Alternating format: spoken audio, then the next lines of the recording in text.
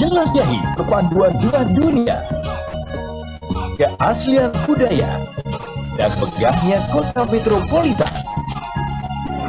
Keindahan alam berpadu dengan teknologi terkini. Ayo rayakan kesuksesan bersama Prudential Indonesia di kota masa depan dan ciptakan cerita Anda sendiri.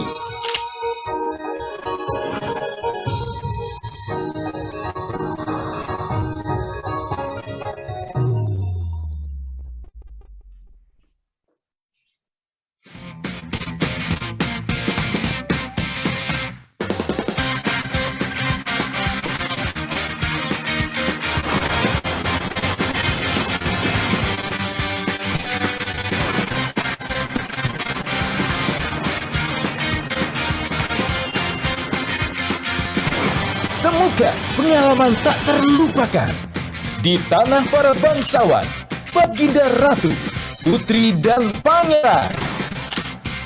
Salah satu kota tersibuk dunia yang selalu penuh kejutan. Nikmatilah perjalanan terbaik bersama para bintang Prudential Indonesia untuk merasakan keramahan khas kota penuh cerita dan ciptakan cerita Anda sendiri.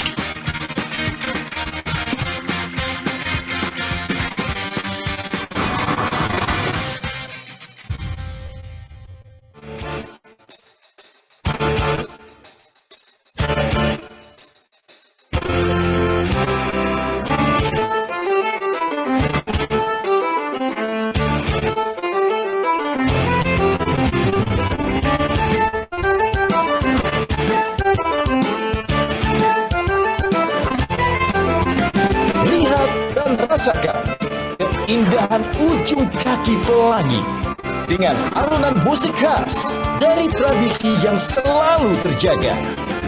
Saksikan pemandangan paling memukau dan kecantikan kota yang mempesona.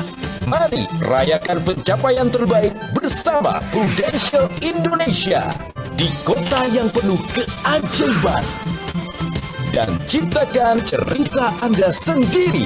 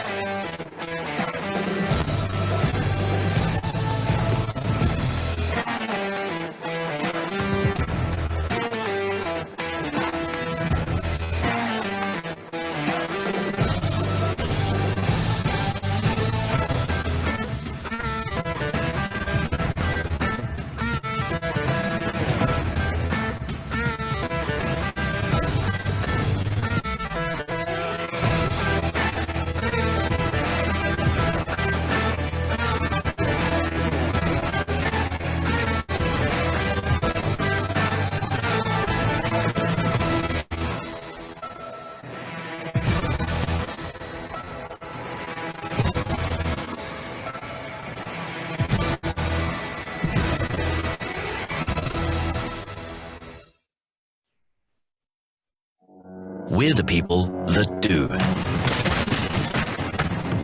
We're the ones shaking up the world. We do ideas. We do innovation. We do stuff that makes life easier.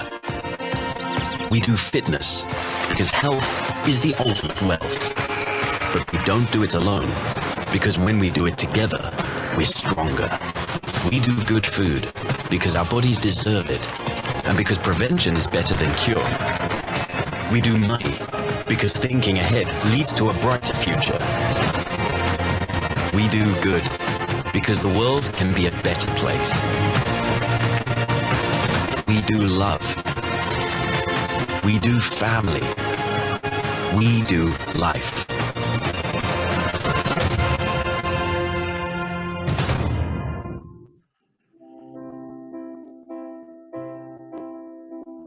We all share the same destination. We all work together as one. In this place there is only one vision, and that's to be the number one. We all have the right combination. Care and quality, there's no compromise. Doing the very best will be our mission. It's something that we need to realize. It's something very special in our eyes. We are Prudential. Our values mean a lot. We are the people Who give it all we've got. With a sunny disposition, we can overcome the odds. Yes, we have a valid reason to believe we are number one. Take one more step, reach out for excellence.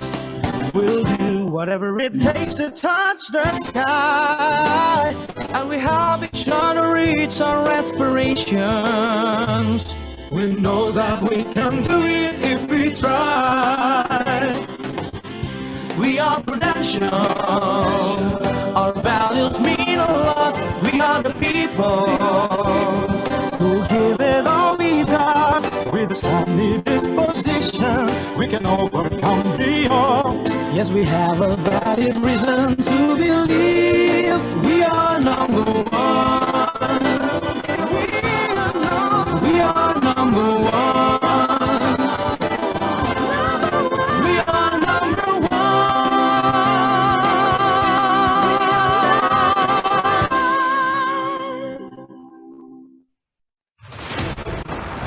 Selamat datang di acara Prove It Meet Up Break the Wall. Kita sambut MC kita hari ini, Irin. Selamat pagi teman-teman seluruh Indonesia. Apa kabar Anda semua? Selamat datang di acara Prove It Meet Up with Prudential dengan tema Break the Wall. Ketemu dengan saya Irin. Senang banget hari ini ya.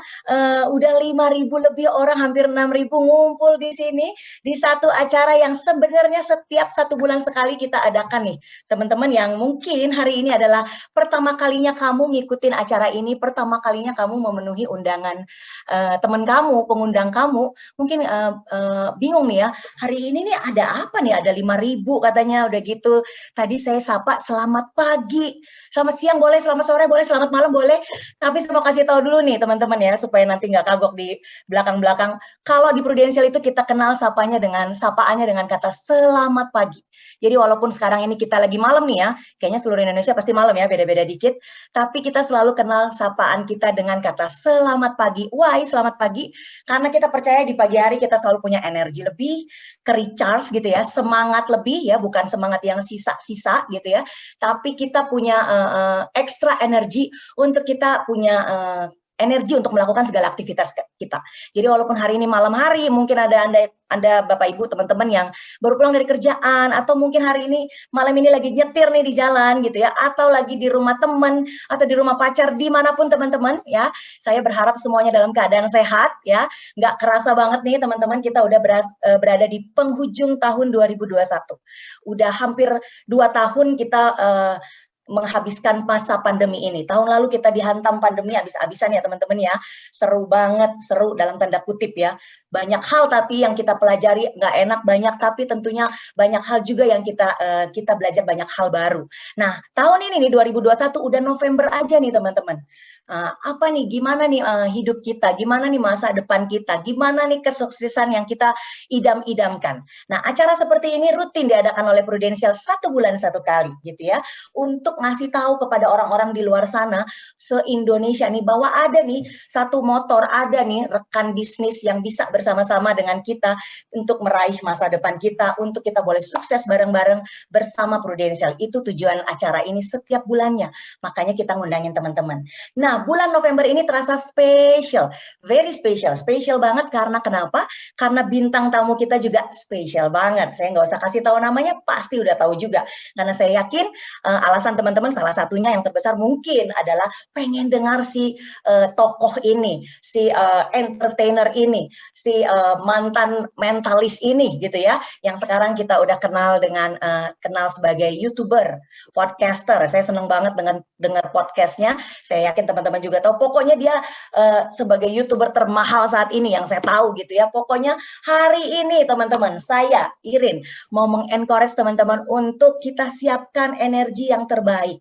Karena saya percaya banget kalau kita siapin yang terbaik dari diri kita juga akan nyerap nangkep yang terbaik gitu ya teman-teman ya. Jadi saat ini mau teman-teman ada di manapun, di pojokan manapun, semoga teman-teman dapat koneksi yang terbaik. Kalau perlu nyatet nanti nyatet gitu ya, kalau perlu foto-foto gitu ya. Tapi yang paling penting adalah ini nih, otak sama hati kita benar-benar kudu sejalan. Hari ini apa sih tujuannya? Bukan cuma dengar si bintang tamu ini nih, bukan cuma tahu tentang dia, karena saya yakin kalau cuma tahu, kita udah tahu. Kita bisa googling, kita bisa cek YouTube. Tapi yang paling penting kita mau belajar dari seorang dia ini, bagaimana dia bisa merubah hidupnya, langkah-langkah apa yang dia ambil, mindsetnya tuh kayak apa sih, kayak gimana sih.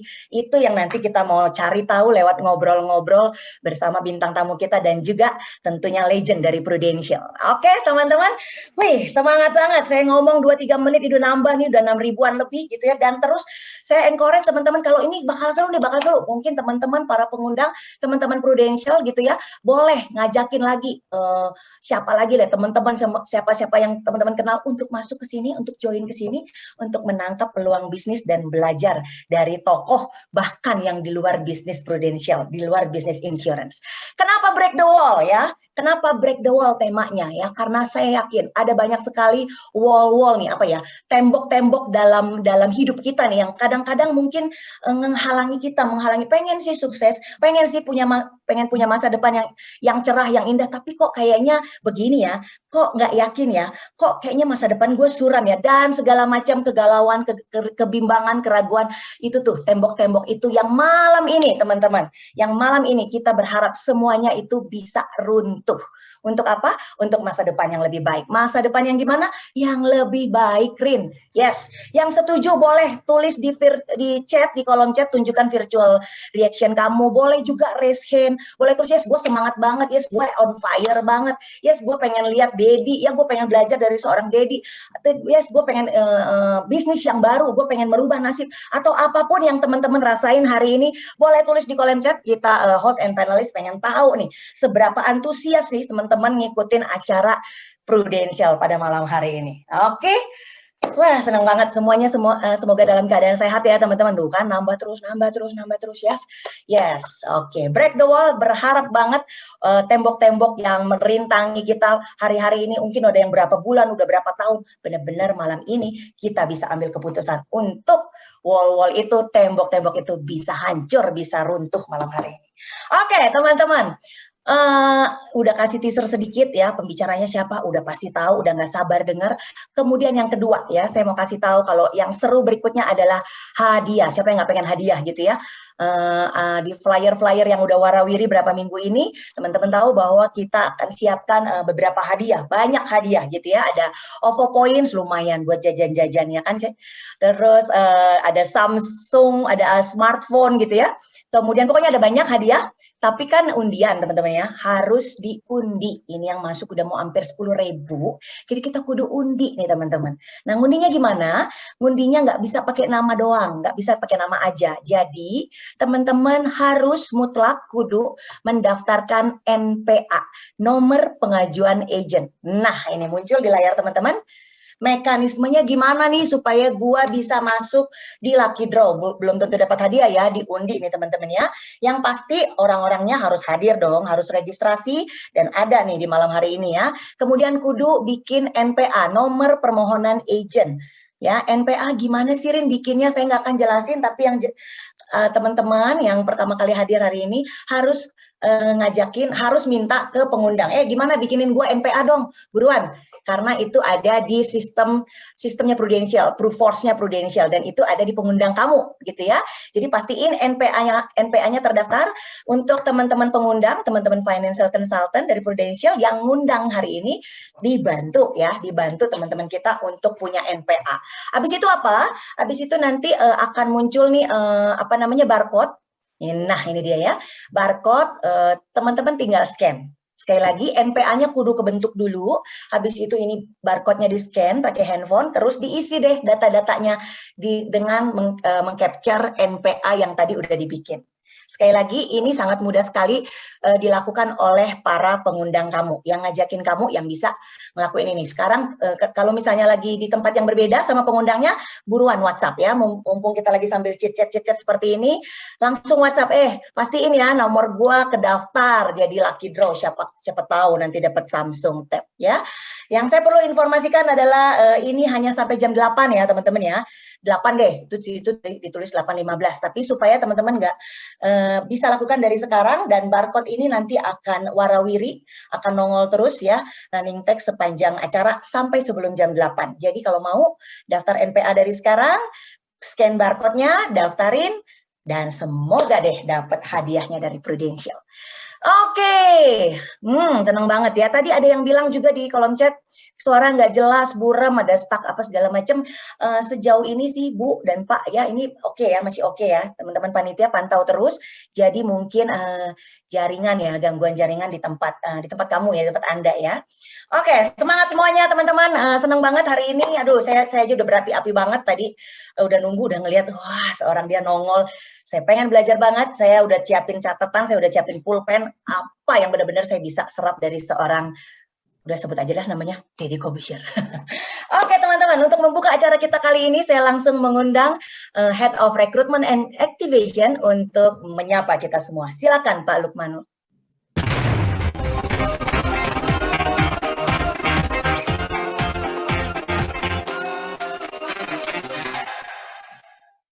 Selamat pagi teman-teman semuanya, dan selamat datang ke dalam acara yang hari ini kami percaya akan membuat dampak positif untuk Anda membuat langkah ke depan yang lebih baik. Teman-teman, selama 25 tahun kami di Prudential selalu percaya bahwa misi kami adalah dua, membantu masyarakat Indonesia mempunyai perhitungan atau financial planning untuk ke depan yang mantap, dan juga membantu masyarakat Indonesia membuka jalur bisnis dengan menjadi mitra kita. Selama ini teman-teman, kita telah membantu lebih dari 200.000 tenaga pemasar untuk mencapai impian mereka, dan di dalam bisnis yang ibaratnya tolong menolong ini adalah bisnis yang sangat istimewa. Jadi teman-teman, malam ini kami harap teman-teman bisa membuka pikiran dan melakukan langkah yang positif ke depan, dan semoga cerita inspiratif dari pembicara kami akan membantu Anda untuk break the wall menuju impian Anda. Semangat pagi! Oke, menuju impian Anda ya, kisah inspiratif benar. Pastiin kisah inspiratif pembicara kita nanti benar-benar ada gunanya. Oke, mungkin bisa di mute, ada yang ini. Oke, nah jadi ngeblank deh sebentar. Oke, nah pastiin teman-teman, saya mau mengencourage lagi, kita dengar kisah ini nanti benar-benar bukan cuma sekedar tahu lewat pastiin kita menang banyak, dapat banyak, dan end up-nya apa sih supaya kita bisa terinspirasi dan bisa mengambil keputusan-keputusan dalam hidup kita gitu ya. yang penting tuh kita mau ngapain itu tuh ya. Jadi sekali lagi tadi ada saya respon sedikit ya yang di Q&A, ada yang bilang NPA leader saya sekian-sekian, itu bukan pengundang ya, bukan leader. Sekali lagi NPA yang bisa untuk dapat lucky draw adalah NPA kamu, orang yang pertama kali hadir hari ini yang memenuhi undangan kita. Jadi NPA itu bukan untuk agent-agent yang sudah jadi Prudential, bukan. Tapi NPA adalah khusus untuk teman-teman yang baru hari ini, partner-partner baru kita gitu ya, calon partner baru kita. Caranya gimana? Langsung hubungi pengundang kamu, gimana nih saya dapetin NPA, buatin dong, bikinin, daftarin ya. Scan barcode-nya nanti akan nongol-nongol terus, akan warawiri, dan semoga kamu bisa dapat hadiahnya. Oke, nggak berlama-lama, kita langsung masuk ke sesi main menu kita, sesi utama kita. Kita mau dengar secara langsung live banget ngobrol-ngobrolnya. Lega ini waktunya teman-teman, jadi siapin hati, siapin buka pikiran kamu. Saya mau undang rekan saya, seorang Executive Agency Director, seorang legend di dunia asuransi, legend di Prudential, yang udah sukses tentunya, yang akan mengawal pembicaraan ngobrol-ngobrol bareng Dedi. Langsung aja saya undang Herianto Tandra.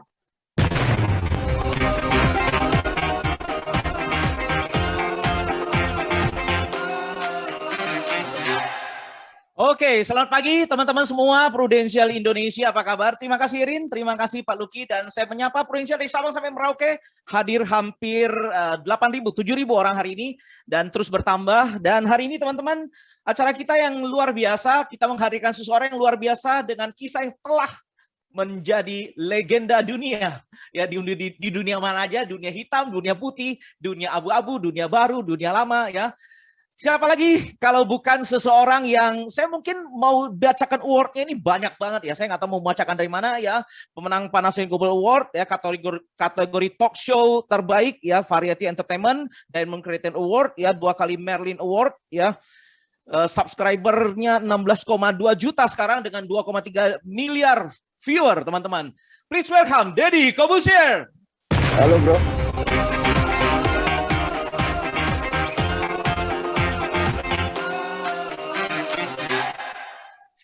Halo, bro. Yes, wah luar biasa ya. Hari ini kita beda posisi bro. Gua interview lu ya. Wah, biasa kita nonton dari satu sudut pandang, tapi hari ini lu yang kita telanjangin bro. Oke ya. Saya masih agak-agak canggung nih dengan background nih. Karena biasanya kalau Zoom pakai background belakang gini kayak setan hilang-hilang sendiri tuh. Iya, apalagi lu botak bro. Iya makanya. Ya teman-teman, hadir bersama kita Deddy Corbuzier ya, seseorang yang luar biasa. Dari hari ini teman-teman kita mau belajar banyak dari seorang Deddy Corbuzier ya. Jadi Bro Deddy hari ini semua agent ya, leader, agent baru, agent lama, semuanya hadir. Mereka mau dapatkan sesuatu insight dari lu ya. Karena Oke. Kayaknya nge-lag nih Koko Heri. Mati ya. Iya, nanti mungkin sebentar lagi. Her. Oke. Her agak nge-lag tuh sebentar tadi hilang. Halo, ya oke, sorry. Masih Masih oke? Pulang dari Indonesia. Selamat pagi Indonesia. Enggak ya? Tadi kok. Enggak. Gue mau ngomong di tahun 98 ya. Gue masih ingat banget ya. Deddy itu hadir dengan satu trik bengkokin sendok ya. Dan gue konyolnya, gue ambil sendok dari dapur ya. Terus gue pegang layar kaca. Terus sendok gue kagak bengkok-bengkok gitu. Ya. Apa nyalainnya saya? Kan yang tidak bengkok Anda. Jadi siapa yang waktu itu bengkokin sendok juga teman-teman ya. Kalau Anda tahu acara itu, kayaknya saya tahu umur Anda berapa. Berarti Anda udah tua ya. Iya benar. Ya. Oke, Dad, boleh tahu nggak Dad? Lu itu datang dari keluarga yang struggling ya, kalau gue baca ya, struggling ya. Bokap juga pernah nyupir ya kan, nyokap juga pernah jahit, dan lu pernah nggak naik kelas 2 kali gitu loh, ya nggak sih? Itu nggak naik kelas 2 kali itu benar-benar sorry ya bro, itu blow on banget sih menurut gua. Tapi satu yang kita pelajari dari Deddy adalah masa lalu dengan masa depan tidak sama, teman-teman. Ya, seberapapun gagal kita di masa lalu, seberapa buruk kita di masa lalu, tidak menentukan bahwa masa depan kita pun akan jadi buruk gitu loh. Ya, nah dari sosok seorang Deddy Corbuzier kita bisa belajar. Dan waktu itu dia memilih menjadi mentalis, ya, menjadi pesulap. Ya, kalau waktu itu bingung sih, kenapa sih nggak jadi bintang film, bro? Maksudnya lu kan ganteng ya, lu ganteng tinggi gitu loh, ya nggak sih? Atau jadi atlet gitu loh. Kenapa jadi tukang sulap? Apakah tukang sulap lebih banyak duit atau apa? Kenapa minatnya tukang sulap? Ya, boleh silakan, Dedi Kobusir. Oke, thank you bro, thank you. Gue mungkin buka dulu buat teman-teman yang ada di sini nih ya. Terima kasih buat semuanya. Mudah-mudahan apa yang gue share di sini bisa ngebantu lah ya, bisa ngebantu atau bisa ngebuka insight atau pikiran gitu. Tapi yang pertama, even though I know it's a jokes, gue nggak setuju ketika dikatakan bahwa kalau tidak naik sekolah tuh blow on. Karena yang penting dalam hidup tuh sekolah kehidupan, bukan sekolah eksakta. Yes. Banyak sekali orang yang sukses di hidup ini bukan karena sekolah. Gitu. Sekolah tidak ngajarin kita kehidupan yang benar. Sekolah punya nilai agama, tapi tidak ada agamanya, kadang-kadang orangnya. Gitu. Jadi sekolah itu hanya nilai. Gitu. Sama seperti gue ngajarin anak gue gitu. Gue kalau ngajarin anak gue, makanya sering sekali tuh gue bikin video dan sebagainya, gue selalu ngomong sama dia, nggak naik kelas juga nggak apa-apa. Gitu. Karena sekolah itu hanya sebuah metode yang dibuat untuk berjuta-juta murid dengan pendidikan yang sama. Sedangkan manusia tidak diciptakan sama. Kalau gurunya, satu guru bisa mengajari semua mata pelajaran, baru luar biasa. Tapi satu guru ngajarin satu pelajaran, artinya memang tidak mungkin seorang murid bisa menguasai semuanya dengan sempurna. Gitu. Sama seperti saya suka bilang, kayak ngajarin ikan tapi manjat pohon. Gitu. What I think is basicnya adalah kita kadang-kadang di sekolah dari kecil itu yang dihilangkan adalah passion. Passion kita dihilangkan. Kenapa? Saya punya anak saat ini belajar bela diri. Matematikanya jelek. Dia bela diri, dia belajar bela diri. Sekarang dia pegang 5 different martial art. 5 bela diri yang berbeda. Wow. Dan ban hitam di usia 15 tahun. And I'm talking about 5 different martial art. Oke. Kenapa? Karena gue mendukung dia apa yang dia suka, passion dia apa, gue dukung. Jadi banyak sekali orang tua tuh salah begini. Orang tua tuh salahnya begini. Kalau matematikanya jelek, tapi seni rupanya bagus, maka orang tua akan meminta guru untuk ngelesin matematika. Jadi yang jelek yang didukung gitu. Sedangkan kalau kita udah dewasa, kita tahu loh bahwa yang bagus yang harusnya didukung, bukan yang jelek.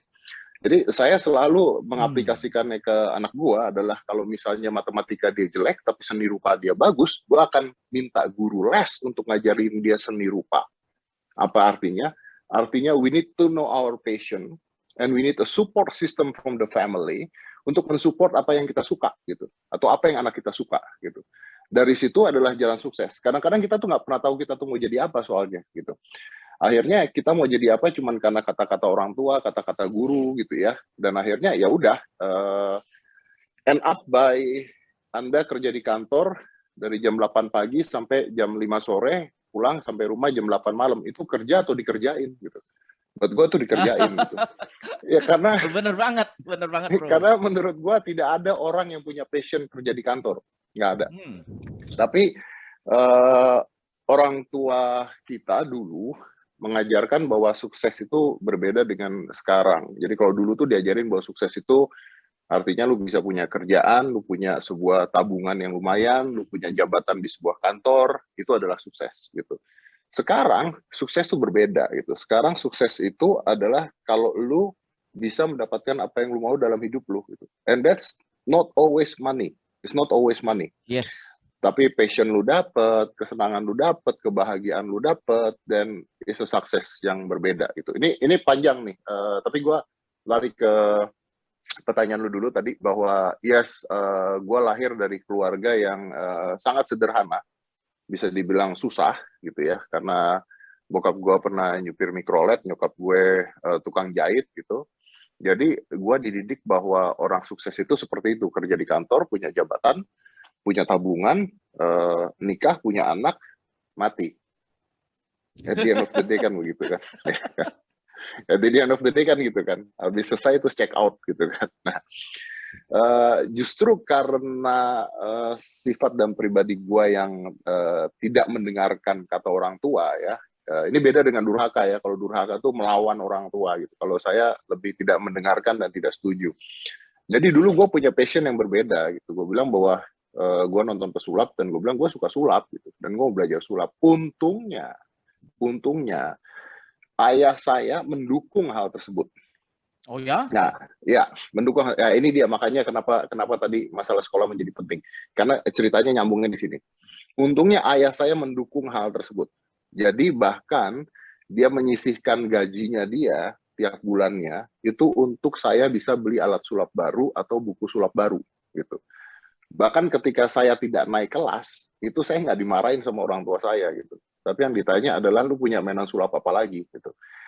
Wow. That's an amazing support system yang tidak semua keluarga bisa didapetin. Dan ini yang luar biasa dari bokap nyokap gua, karena dalam keadaan yang mereka tidak terlalu berada atau tidak kaya raya, mereka bisa tahu bahwa memaksakan kehendak kepada anaknya is not the best way to achieve your dreams. Nah, itu yang saat ini gua tanamkan ke Aska. Jadi Aska itu saat ini mau pelajaran dia jelek, which is actually ini yang membanggakan dan menarik ya, Aska ini adalah pelajar terbaik di sekolahnya saat ini.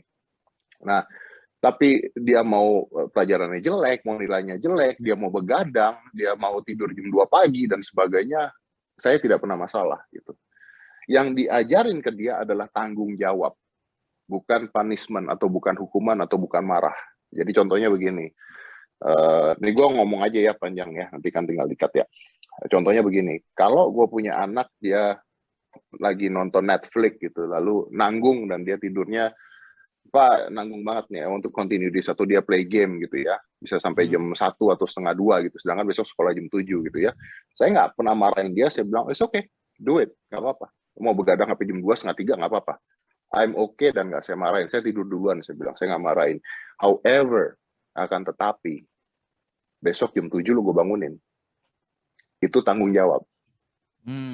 Beda. Yes. Kalau tidur belum apa-apa, nggak boleh, kamu harus tidur jam 10, itu rules. Itu aturan gitu. Nah, saya tidak mengajarkan aturan ke anak saya seperti ayah saya tidak mengajarkan aturan ke saya, tapi yang diajarkan adalah tanggung jawab. Jadi ini hal yang sangat amat berbeda. Jadi tadi kalau pertanyaan lo, yes, I was born from a poor family, tapi yang sangat amat demokratis. Itu mungkin kuncinya, sangat amat demokratis, bro. Wow, teman-teman ternyata ya kalau kita lihat satu bukan hanya kita bagaimana kita beraksi, tapi support dari parents, support dari sistem, support dari lingkungan sekitar itu sangat mempengaruhi. So teman-teman mungkin itu kita boleh bilang ya Ded ya bahwa you have to say thanks untuk orang tua. Nggak banyak orang tua yang seperti itu. Dan teman-teman kita tahu bahwa di lingkungan kita juga kalau ada orang yang mensupport kita seperti itu dan kitanya sendiri mau berubah, maka jadilah orang yang luar biasa seperti Deddy Corbuzier di hari ini ya. Jadi support system orang-orang sekitar itu penting ya. So mungkin kita bisa simpulkan bahwa kelilingilah kita, diri kita ya, surrounding ourselves dengan orang-orang yang support kita. Ya, oke. Nah, ini balik lagi ke Deddy ya. Dad, waktu itu kan lu dengan jadi mentalis, dengan sulap lu yang luar biasa sampai menjadi pesulap terhebat satu planet bumi, ya, ngalahin semua orang gitu. Itu pasti butuh pembelajaran dan kalau musik ada sekolah musik, kalau acting ada sekolah acting, kalau sulap, gua belum pernah dengar ada sekolah sulap. Terus lu belajar dari mana gitu bisa jadi orang nomor 1 di planet gitu ya untuk sulap gitu loh. Which is ya, lu tahu ya Dad ya bahwa banyak sekali bisnis yang udah ada mentornya, ada konsultannya, itu aja orang nggak mau jalanin. Itu aja orang masih gagal. Nah ini nyarinya kemana gitu loh. Itu pasti butuh satu effort yang besar. Pasti butuh satu keinginan yang besar gitu loh sampai bisa gue nggak tahu pengorbanannya itu pasti luar biasa ya. Orang cuma lihat sukses story-nya doang tapi behind the scene-nya itu pasti luar biasa. Ya, silakan Deddy. Ya, oke. Ini menarik karena nggak banyak orang yang tahu gitu ya.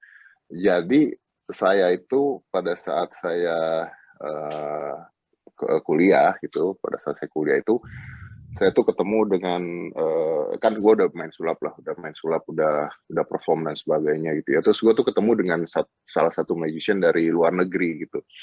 Namanya tuh Eugene dulu, gue masih inget banget gitu. And because dia tahu bahwa gue tidak mampu untuk keluar negeri dan tidak punya uang yang cukup untuk keluar dan sebagainya, tapi dia tahu gue bagus banget ketika gue perform. Jadi pada saat itu gue diajak sama dia untuk sekolah Here's the catch. Untuk sekolah di luar negeri, which is di Amerika. Jadi banyak orang yang tidak tahu bahwa there is an Academy of Magic di Amerika. Ada. Oh, Yes. Bahkan kayak Harry gelar, Potter gitu. ya you can think like that lah. Bahkan gelar doktor saya, I'm a PhD. Gelar doktor saya adalah doctoral in the degree of arts. Dan itu dari sana. Jadi banyak orang yang tidak tahu karena tidak familiar. Tapi the fact and the truth is there is an Academy of Magic di luar negeri. Dan banyak. Karena apa? Karena di luar art of magic dianggap sebuah seni. Beda dengan di Indonesia gitu. Dianggap sebuah seni. Sama aja kayak misalnya seperti IKJ. IKJ itu kan Institut Kesenian Jakarta gitu. Nah, di luar negeri itu ada gitu. Ada. Jadi ya saya belajar di sana berapa tahun, terus saya balik lagi, come back with something new buat Indonesia pada saat itu. With this, saya dapat kesempatan, bisa dianggap saya dapat beasiswa gitu, karena because I'm doing good. Nah, the problem is kita itu, saya dapat sebuah kesempatan yang luar biasa, karena tiba-tiba saya bisa keluar negeri, terus bisa sekolah di sana gitu, bisa belajar di sana gitu. Bahkan saya terus sampai saya dapat gelar doktor di sana. Nah, yang jadi masalah adalah bahwa kita tidak pernah tahu kapan kesempatan itu datang gitu. Nggak pernah tahu kapan kesempatan itu datang. Yes. Tapi yang kita bisa lakukan, basicnya adalah bahwa kita mempersiapkan diri kita kalau kesempatan itu datang. Because we don't know. Because we cannot control that gitu. Tapi saya bisa mempersiapkan diri saya dengan apa? Dengan perform yang baik, dengan latihan yang luar biasa. Ini terjadi contohnya begini, seperti kemarin gua kan ngisi salah satu acara pencarian bakat di Trans TV ya, IMB gitu. Kemarin itu saya ngasih beasiswa ke seorang penari balet. Jadi ada perempuan, anak kecil umur 12 tahun, dia ini nari baletnya bagus banget, tapi tekniknya kurang gitu. Ketika penjurian gue tanya, kenapa tekniknya bisa kurang, sedangkan lu bagus banget gitu. Lu tuh bagus banget, cuma tekniknya kurang. Terus dia jawab, karena sekolah balet itu mahal. Dan orang tuanya tidak mampu untuk nyekolahin dia tiap bulan. Oke. So, I decide untuk nyekolahin dia. Gitu. Jadi gue ngasih dia beasiswa untuk menyelesaikan sekolah baletnya, terserah mau sampai umur berapa, lu gue bayarin aja sekolah balet. Kenapa gue cerita seperti itu? Kenapa gue cerita seperti itu? Karena di sini, gini, kita nggak pernah tahu kapan kesempatan itu ada. Kita nggak pernah tahu kapan ini anak ketemu gua atau ketemu orang yang mau nyekolahin dia. Itu nggak pernah tahu. Tapi itu anak sudah bagus dulu, gitu. Sudah bagus dulu. Jadi kalau nggak akan pernah bisa. Itu nggak akan pernah kejadian. Ini gua suka cerita anekdot gitu ya. Anekdotnya ceritanya begini. Kayak misalnya ada orang ingin menang undian gitu. Tiap hari berdoa, ya Tuhan, tolong berikan saya menang undian 1 miliar gitu. Tiap hari berdoa. Besok nggak dapat, terus berdoa lagi, besok nggak dapat, berdoa lagi, besok nggak dapat lagi, terus dia marah sama Tuhan gitu kan. Ya Tuhan, gimana sih saya berdoa tiap hari tapi saya nggak pernah menang undian gitu. Sampai akhirnya Tuhan yang marah, terus keluar geledek, keluar suara dari Tuhan gitu. Terus Tuhannya bilang, bego, undiannya beli dulu gitu. Jadi ini orang cuma berharap pada sebuah keajaiban atau mukjizat, tapi dia sendiri tidak mempersiapkan dirinya gitu. Nah, kita as a humans, kita harus mempersiapkan diri kita karena kita tidak pernah tahu when the opportunity come. Gitu. Kita nggak pernah tahu kapan opportunity-nya datang. Gitu. Iya, jadi dari situ kita bisa simpulkan ya bahwa bakat itu penting ya Dede ya.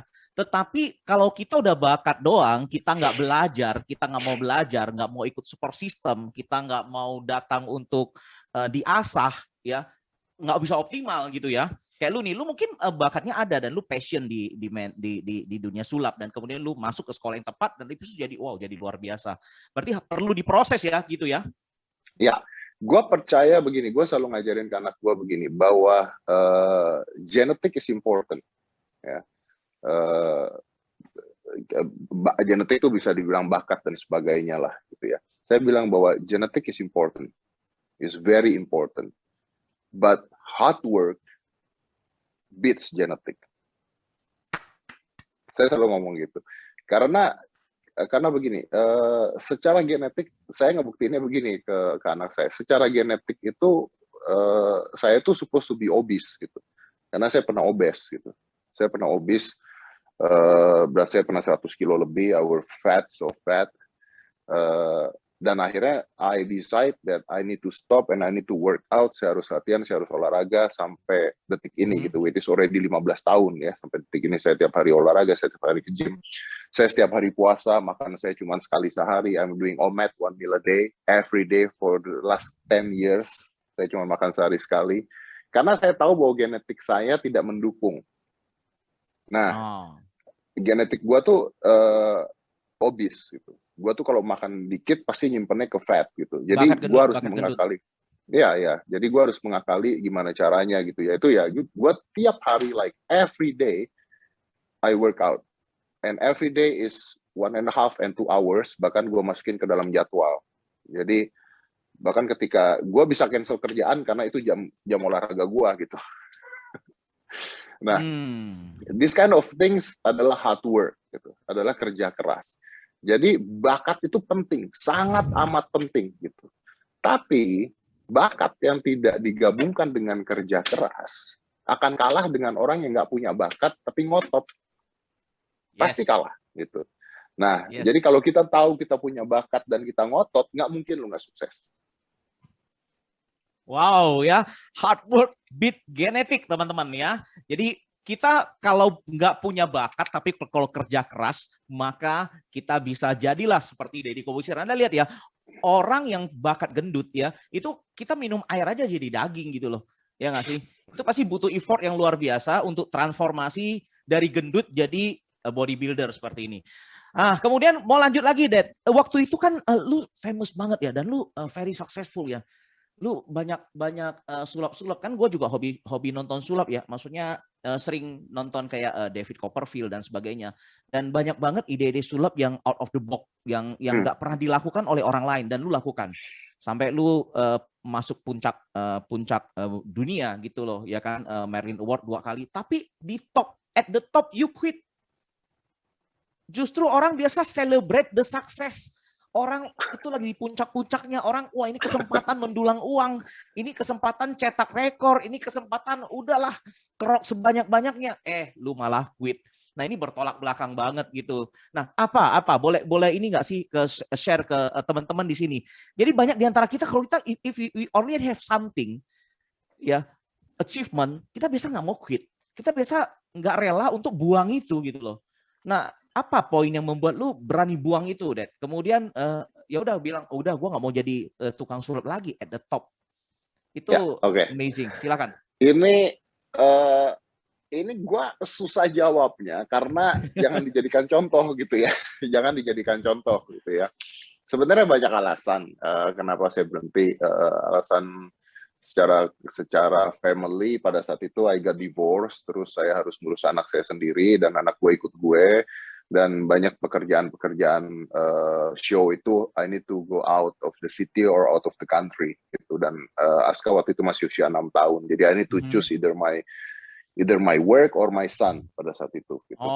Itu salah satunya. Tapi alasan sebenarnya, alasan yang paling kuat sebenarnya, gue nih orangnya gampang bosen, bro.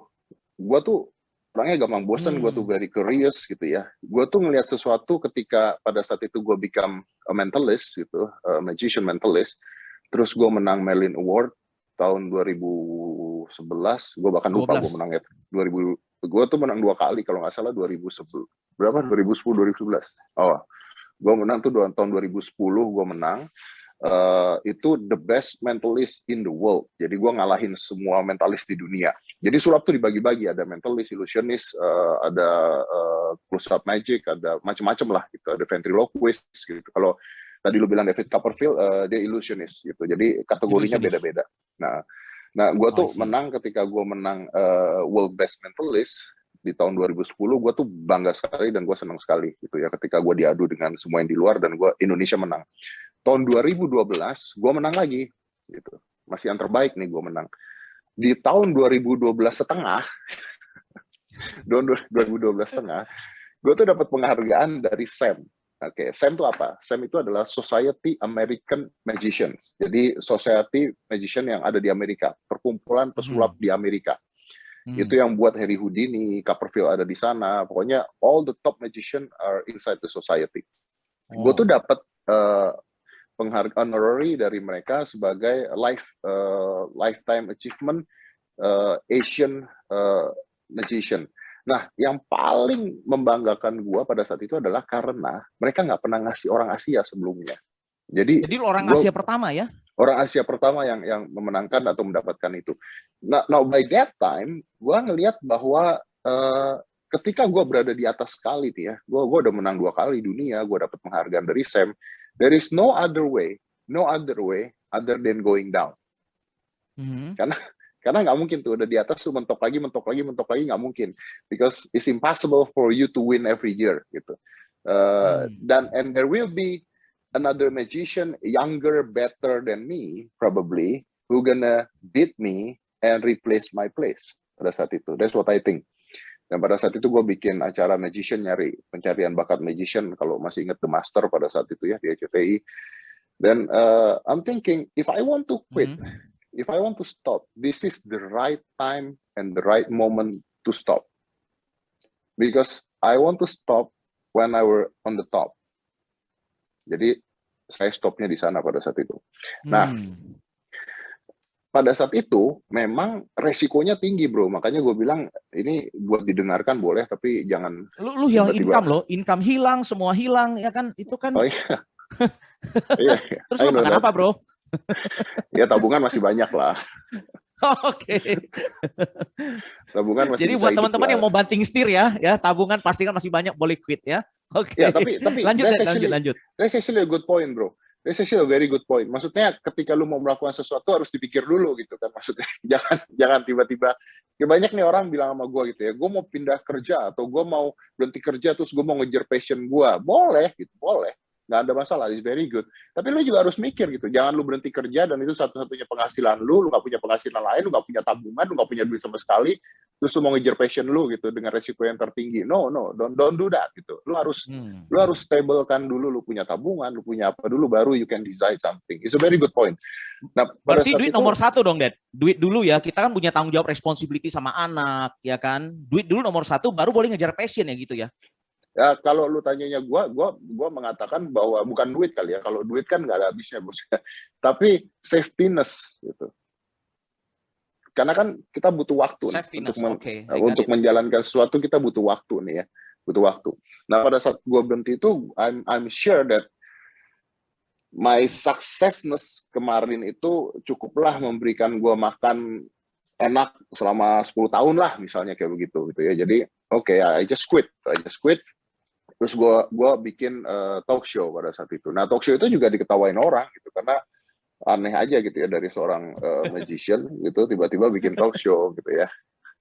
Bikin talk show terus talk show-nya kayak gitu, hitam putih kan tuh talk show gitu ya. Itu diketawain orang, bahkan TV juga. You serius lu mau bikin talk show gitu? Yang nggak mau ngambil juga banyak gitu. Tapi then I got a chance pada saat itu, Trans 7 tiba-tiba oke lah kita coba, kalau lu mau coba. Nah, kita coba. Dan gue pelajari banyak sekali talk show pada saat itu sebelum gue mau mulai talk show. Jadi gue belajar dulu, baru gue nawarin ke mereka. And then I move to talk show ke hitam putih. End up hitam putih itu, kalau gue nggak salah ya, waktu itu sih bener.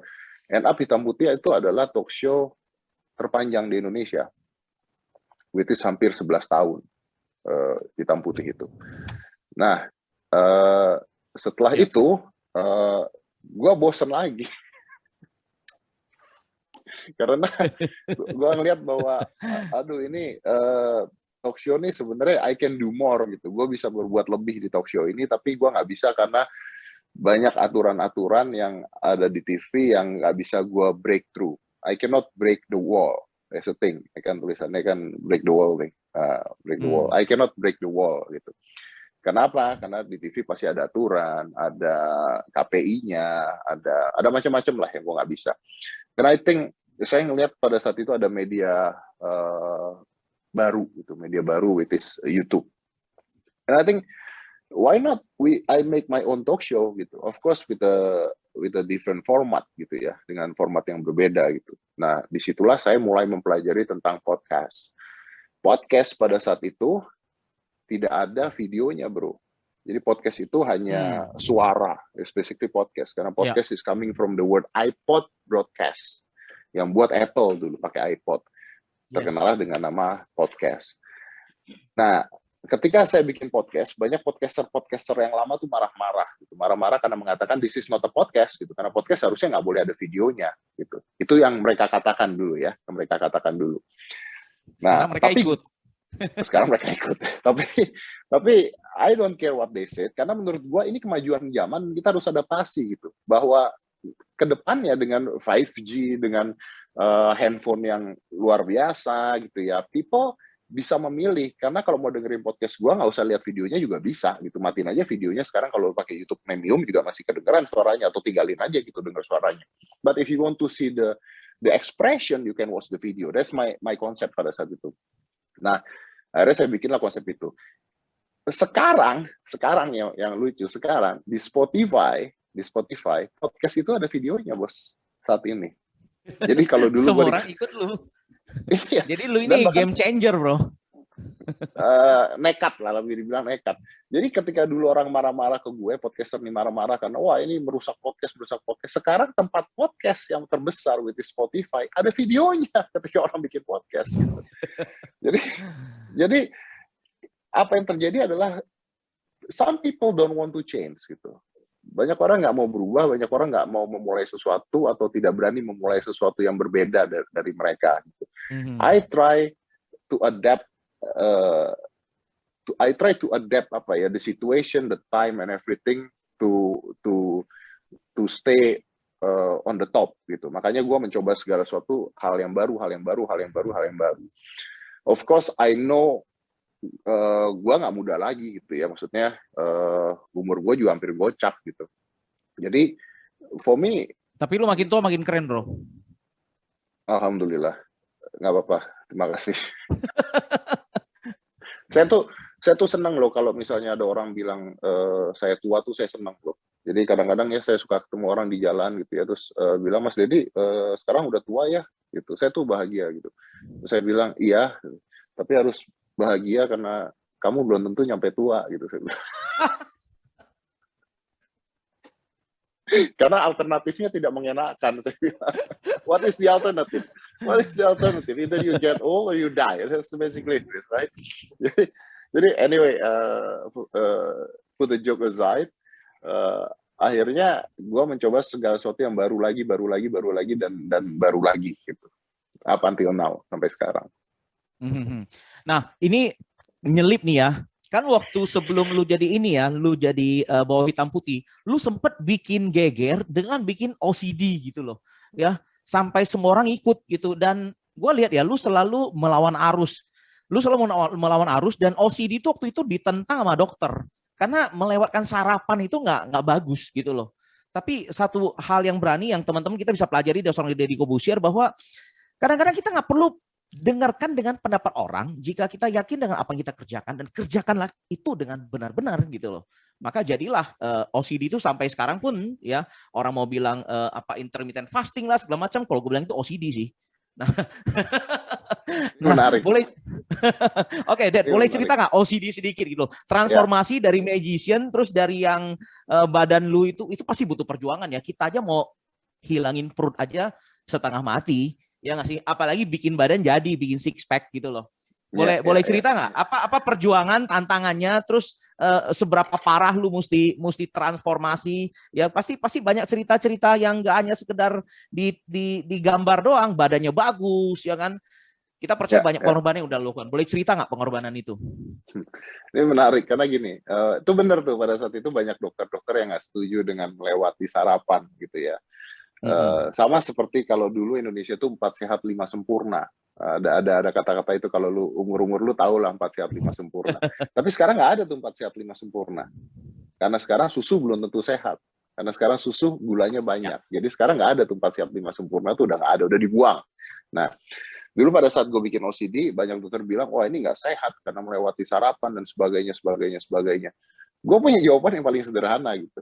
OCD itu kan base-nya puasa gitu ya. Kalau itu dibilang tidak baik, berarti semua agama mengajarkan tidak baik dong. Karena di semua agama ada puasa, saya bilang gitu kan. Betul. Jadi agak-agak stres lah ngebalas saya ketika saya ngomong gitu. And then couple years after that, berapa tahun setelah itu, tiba-tiba heboh di Indonesia dengan kata-kata intermittent fasting. Terus banyak yang melakukan intermittent fasting. Lah itu kan OCD sebenarnya kan, intermittent fasting gitu kan. Apa bedanya gitu? Anyway, gue sekarang sudah OMAD. OMAD itu 1 meal a day. Jadi gue cuma makan sehari sekali. Tadi gue di opening gue udah cerita. Ini kalau kita bicaranya OCD, balik lagi bro. Ketika gue obes pada saat itu, gue mencoba gila ini gimana caranya gue harus nurunin berat badan gue. And I do research. Dan gue ketemu tentang intermittent fasting. Cuma di Indonesia tuh kan kalau dibilangin intermittent fasting gitu, siapa yang ngerti gitu zaman itu ya. Jadi saya ngebuat nama sendiri supaya catchy on your mind lah. That's come up with the OCD. Itu pun gue keluarkan setelah gue melakukan hal tersebut gitu. Jadi pada saat itu tuh berat gue tuh hampir 95 kiloan gitu, hampir 100 kilo. Terus I cut sampai ke 69 kilo. Dan gue six pack, gue isinya otot semua lah pada saat itu, tapi kering banget, lean banget. Ketika itu berhasil di gue terapkan ke masyarakat gitu. Dan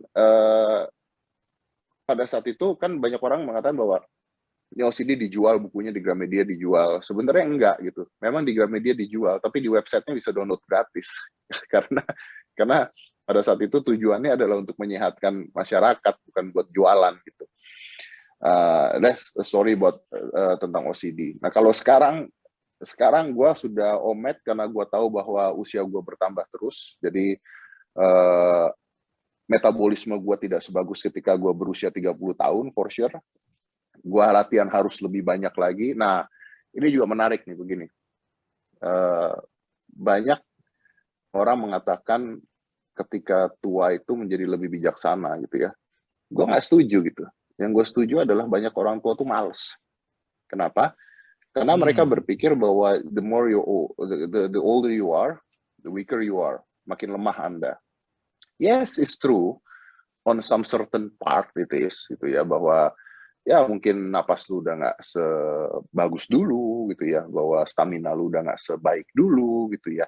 But don't you think ketika napas Anda udah nggak sebagus dulu, ketika jantung Anda sudah tidak sebagus dulu, don't you think that you need to train more untuk membuat itu menjadi lebih baik gitu, untuk membuat itu stable gitu. Jadi banyak orang tuh yang pasrah pada keadaan, bahkan tua itu menurut gua keadaan.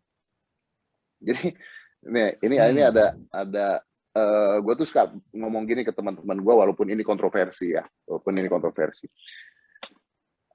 tua itu buat gue penyakit, bos. Tua itu penyakit buat gue. Kenapa? Karena gini, cancer tuh penyakit bukan? Penyakit kan? Penyakit. Ya. Penyakit. Why? Because you die because of cancer. Yeah. Right? Yeah. COVID itu penyakit. Why? Because you die because of COVID. TBC juga penyakit, you die because of TBC. Bedanya adalah berapa lamanya aja lu matinya gitu kan, ketika lu kena COVID atau lu kena TBC dan sebagainya. And then why? Kenapa tua bukan penyakit? Bukankah endingnya lu mati ketika lu tua? So, idenya adalah memperlambat hal tersebut kan gitu kan. Memperlambat proses penuaan. Memperlambat proses penuaan gitu. Of course, pastinya dengan segala macam siksaan yang ada lah gitu, karena tidak mudah gitu. I need to wake up in the morning, saya harus ke gym sehari 2 jam, makanan saya terkontrol sekali gitu ya. Gue makan cuma sehari sekali, gue lari pagi, olahraga dan sebagainya. Of course, it's not easy. It's not easy. Dan kalau misalnya dibilang, banyak teman-teman gue yang bilang bahwa kalau punya waktu gitu, trust me deh, gue tuh sibuknya banget bro. Gue tuh lumayan sibuk lah saat ini. Tapi bukan kita punya waktu gitu, tapi jangan kita dikontrol waktu gitu. Kita harus kontrol waktu. That's the thing. Kalau kita nggak kontrol waktu, kita dikontrol waktu. Because that's the only choice. Itu dia kenapa kita punya agenda, itu dia kenapa kita punya tanggalan, itu dia kenapa kita punya kalender. the point dari tanggalan, kalender dan sebagainya adalah untuk kita bisa mengontrol waktu, gitu. Bukan waktu mengontrol kita, gitu. Jadi untuk menentukan skala prioritas ya. Betul, untuk menentukan skala prioritas. Dan kalau lu menua, pada saat lu menua, maka skala prioritas lu adalah kesehatan. Iya. Oke, jadi teman-teman dari Dedi kita lihat ya bahwa dia bisa tahu teman-teman ya apa yang menjadi skala prioritasnya dia dan dia berubah, udah sadar akan ada perubahan dan sebelum perubahan itu memakan dia udah berubah duluan. Ya, jadi kalau Anda lihat tadi ya teman-teman ya, sebelum dia tahu nih, dia someday akan dikalahkan oleh pesulap yang lebih muda, yang lebih energik, yang lebih oke, dia udah berubah duluan. Ya, sebelum dia ngerasa bahwa hitam putih ini mungkin dia kan paling lama ya tadi ya, hampir mungkin 10 tahun acara hitam putih ya, 8 tahun, 9 tahun ya. Dia kemudian berpikir, oke, sebelum gua dimakan oleh zaman, gue mesti berubah dulu. Nah teman-teman, ini mindset yang luar biasa. Kita semua harus memiliki mindset seperti ini. We have to change, ya, kita harus berubah sebelum perubahan itu memakan kita. Jadi kita harus jadi agent of change, bukan jadi victim of change, bukan jadi korban perubahan. Ya, dan mungkin teman-teman kita tahu bahwa Dedi ini berubahnya tuh bukan dari A ke B loh, A ke Z, dari mentalis, ya. Dari yang gendut tiba-tiba badannya jadi idola semua pria yang ada di dunia gitu loh. Ya nggak sih? Waduh, kalau gue sih gue nggak pikiran kayak dia lagi. Yang penting perut bisa hilang aja udah kamsi ya. Ya nggak sih? Udah berterima kasih banget. Tapi bisa jadi badan seperti itu perubahan yang drastis. Terus kemudian bisa tiba-tiba jadi pembawa acara ya. Anda serem nggak sih teman-teman? Kalau yang pembawa acara biasanya cakep-cakep aja kayak misalnya Mata Najwa lah ya, si Nana lah ya nggak sih, yang ini badannya segede gaban ya. Tampangnya tidak ini jadi pembawa acara gitu, tapi acaranya jadi luar biasa ya. Acaranya dengan rating yang sempat menjadi rating yang paling tinggi dan setiap tahun masuk nominasi Panasonic Award every year selalu masuk dan beberapa kali selalu menang ya. Nah, ini satu hal yang teman-teman kita lihat transformasinya tuh dari A ke Z. Jadi kalau dari seorang Dedi saya percaya bahwa tadi yang quote yang dia sampaikan adalah hard work beat genetic. Kerja keras itu ngalahin segalanya. Sekarang ini kita lihat Dedi itu cuman yang udah jadi, tapi proses transformasinya itu berapa banyak di antara kita yang berani melakukan itu? Berapa banyak di antara kita yang berani bayar harga? Jadi Dad, hari ini gue kenal lu banget dan nggak tahu deh kalau ada 4 jempol gue kasih lu 4 gitu loh. Jadi ini menarik nih bro. Jadi gue tambahin dikit ya bro ya. Jadi gini Her, mungkin saya bisa ngebaliknya begini gitu. Gue tuh nyoba segala sesuatu dan gue bener-bener put my mind, my heart, my passion di sesuatu itu karena mungkin gue nggak punya bakat bro. Kalau gue punya bakat, gila loh, lu nggak punya bakat, tapi lu tahu diri bro. Itu yang luar biasa bro. Kalau orang yang berbakat ya itu oke lah, tapi nggak mungkin dong orang bakat mentalis, bakat talk show, bakat bisa bodybuilding. Ini semua nggak mungkin bakat. Orang udah lihat lu tahu, orang udah tahu lu nggak berbakat. Karena betul, bakat itu nggak mungkin lu semua bisa gitu loh. Betul, makanya gue mengatakan bahwa ini bukan bakat gitu. Kalau misalnya ada orang bilang, wah lu jago banget, lu bagus banget bawain talk show atau lu bagus banget podcastnya nih, bakat banget lu, yang nggak bakat dari mana? Ya ada bakat bikin podcast tuh nggak ada. Gitu. Oke, gua suka banget nih. Jadi teman-teman ya, ini sedikit nyentil ya teman-teman agent ya. Jadi kalau ada orang bilang, oh saya nggak berbakat jualan, gua nggak berbakat ngomong, gua nggak berbakat jadi sales, gua nggak berbakat bisnis, forget it ya. Ya latihan gitu ya, latihan, datang training, dengan leader ya, masuk ke akademi ya, masuk ke training ya, seperti itu ya. Oke, ya. Dad, lu luar biasa, lu bisa change so fast like kayak jentikin jari gitu loh. Dan selalu menjadi yang terbaik di bidangnya. Ya, orang itu follow lu gitu loh. Orang itu follow lu dan lu trendsetter banget gitu. By the way ya, minggu lalu gua ada ketemu Gus Miftah ya.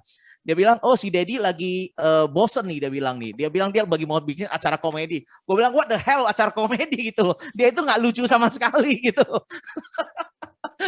Tapi gue nggak tahu, gue nunggu gebrakan berikutnya. Ya, oke kita. Gue banyak banget. Ya lanjut. Bener, ya silakan. Nanti memang akan ada acara komedi memang, dan saya yang buat memang. Karena saya lagi bosen. Iya, kata Gus Miftah itu si Dedi lagi bosen tuh, dia lagi mau bicara acara komedi. Dia bilang, Gus yang benar Gus, dia tuh nggak lucu ya Gus ya, muka itu bukan muka lucu gitu loh. Muka itu muka songong gitu. Dad, lu luar biasa, lu berani keluar dari zona nyaman. Ini nggak banyak orang berani melakukan, ya. Banyak orang udah 10 tahun, 20 tahun, even hidupnya biasa-biasa aja, dia nggak berani berubah. Ya, berubah pada saat di atas itu butuh satu mindset. Apa sih yang bikin lu pede bahwa oke, habis ini berubah nih, habis berubah jadi dari mentalis berubah jadi bodybuilding, gue pasti bisa sukses. Terus berubah jadi pembawa acara, gue juga pasti bisa sukses. Berubah jadi podcast gue juga bisa laku. Apakah lu udah kayak lu punya cenayang gitu, lu punya six sense bahwa yang lu kerjakan ini berhasil, atau lu hanya just give your best, give your try gitu loh, atau gimana? Lu coba boleh cerita nggak, Det? Oke. Pertama gini. Pertama, yes, I do give my best to things that I will do. Jadi kalau gue mau bikin, kan banyak orang nih sekarang ngomong nonton podcast gini ya. Sekarang like thousands of people on the YouTube, banyak sekali yang bikin podcast, banyak lah. Gue lihat tiap hari banyak podcast. Tapi pertanyaannya adalah orang berpikir bahwa gue bikin podcast ya udah bikin aja gitu. No. What they don't know is that I learned it how to make a podcast for more than 6 months. I listen to every podcast possible yang ada di dunia. Saya dengerin di kuping saya nempel. Itu tiap hari, sehari bisa 6 jam. Saya tempel di kuping saya. Berbagai macam jenis podcast for 6 months before saya buat podcast saya. Itu yang orang nggak lihat. Itu yang orang nggak tahu. Jadi saya bahkan mempelajari cara podcaster yang benar, cara podcaster bertanya, jeda bertanyanya, sampai desah suaranya. I learn why you need to use your headphone gitu ya. Banyak misalnya orang ngomong begini, banyak sekali nih orang ngomong ke gua ketika datang ke podcast, kenapa harus pakai headphone sih? Kan nggak perlu pakai headphone gitu kan, pakai aja mikrofon di sini kan bisa gitu kan. Itu banyak banget yang nanya. It's because they don't understand, by putting yourself on the headphones, you separate yourself dari dunia lu dengan dunia luar. Karena yang kedengaran hanya suara gue. Lu nggak bisa dengar suara lain, nggak bisa dengar suara ambience dan sebagainya. Itu salah satu contohnya. Bahkan I learn metode bertanyanya, kapan bertanyanya.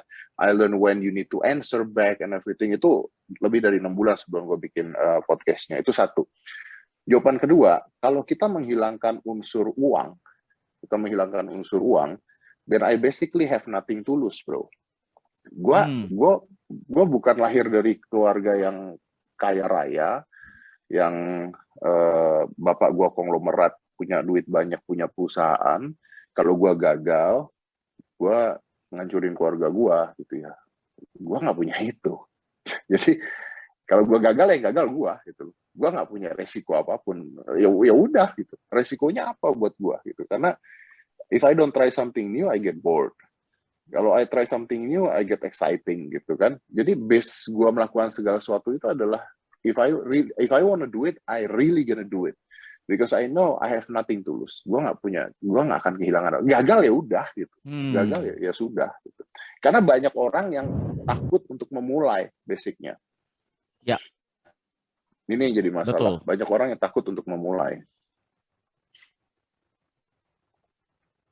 Oh, satu lagi. Tadi kan lu bilang, kapan ya tadi lu bilang bahwa ketika lu ngelakuin pada saat OCD itu kan ada dokter yang mengatakan, oh ini salah, ini begini. Yang buat kita gagal dalam hidup, kebanyakan itu adalah 4 kata. Gitu. What will people say? Apa yang akan orang lain omongin? Jadi kalau kita hanya mendengar orang lain ngomong, kita ya nggak bisa maju-maju, gitu. Nggak akan pernah maju. Gitu. Jadi ya boleh dengerin orang lain ngomong, tapi jangan omongan orang lain dijadikan patokan di hidup Anda. Kenapa? Karena orang itu bukan Anda. Gitu. Anda nggak bisa jadi orang itu nggak bisa jadi Anda. Kita punya path yang berbeda-beda. Gitu. Dan sukses pun berbeda-beda. Jadi what will people say ketika itu ada di otak lu nggak bisa sukses. Jadi memikirkan pendapat orang ya. Nah ini teman-teman ya, dari sini kita bisa kutip sedikit ya. Banyak di antara kita yang berpikir apa yang orang pikirkan tentang kita. Wah, gua mesti kehilangan kok jadinya sekarang jadi sales, ya nggak sih, gue jadi penjual, kerjanya begini. Nah teman-teman ya, dari Deddy Corbuzier kita belajar, jangan pedulikan apapun kata orang, tulikan telinga Anda ya, tulikan telinga Anda. Ini dalam banget ya, ini oke banget sih, gue suka banget quote ini ya. Jangan pedulikan pendapat orang. Dad, 22 tahun gue kenal lu di televisi ya, di televisi, dan gue lihat makin tua lu makin dahsyat, makin tua lu makin hebat, makin tua lu membuktikan kualitas lu bukan ece-ece. Ya, lu entertainer sejati, lu orang yang berpikir out of the box.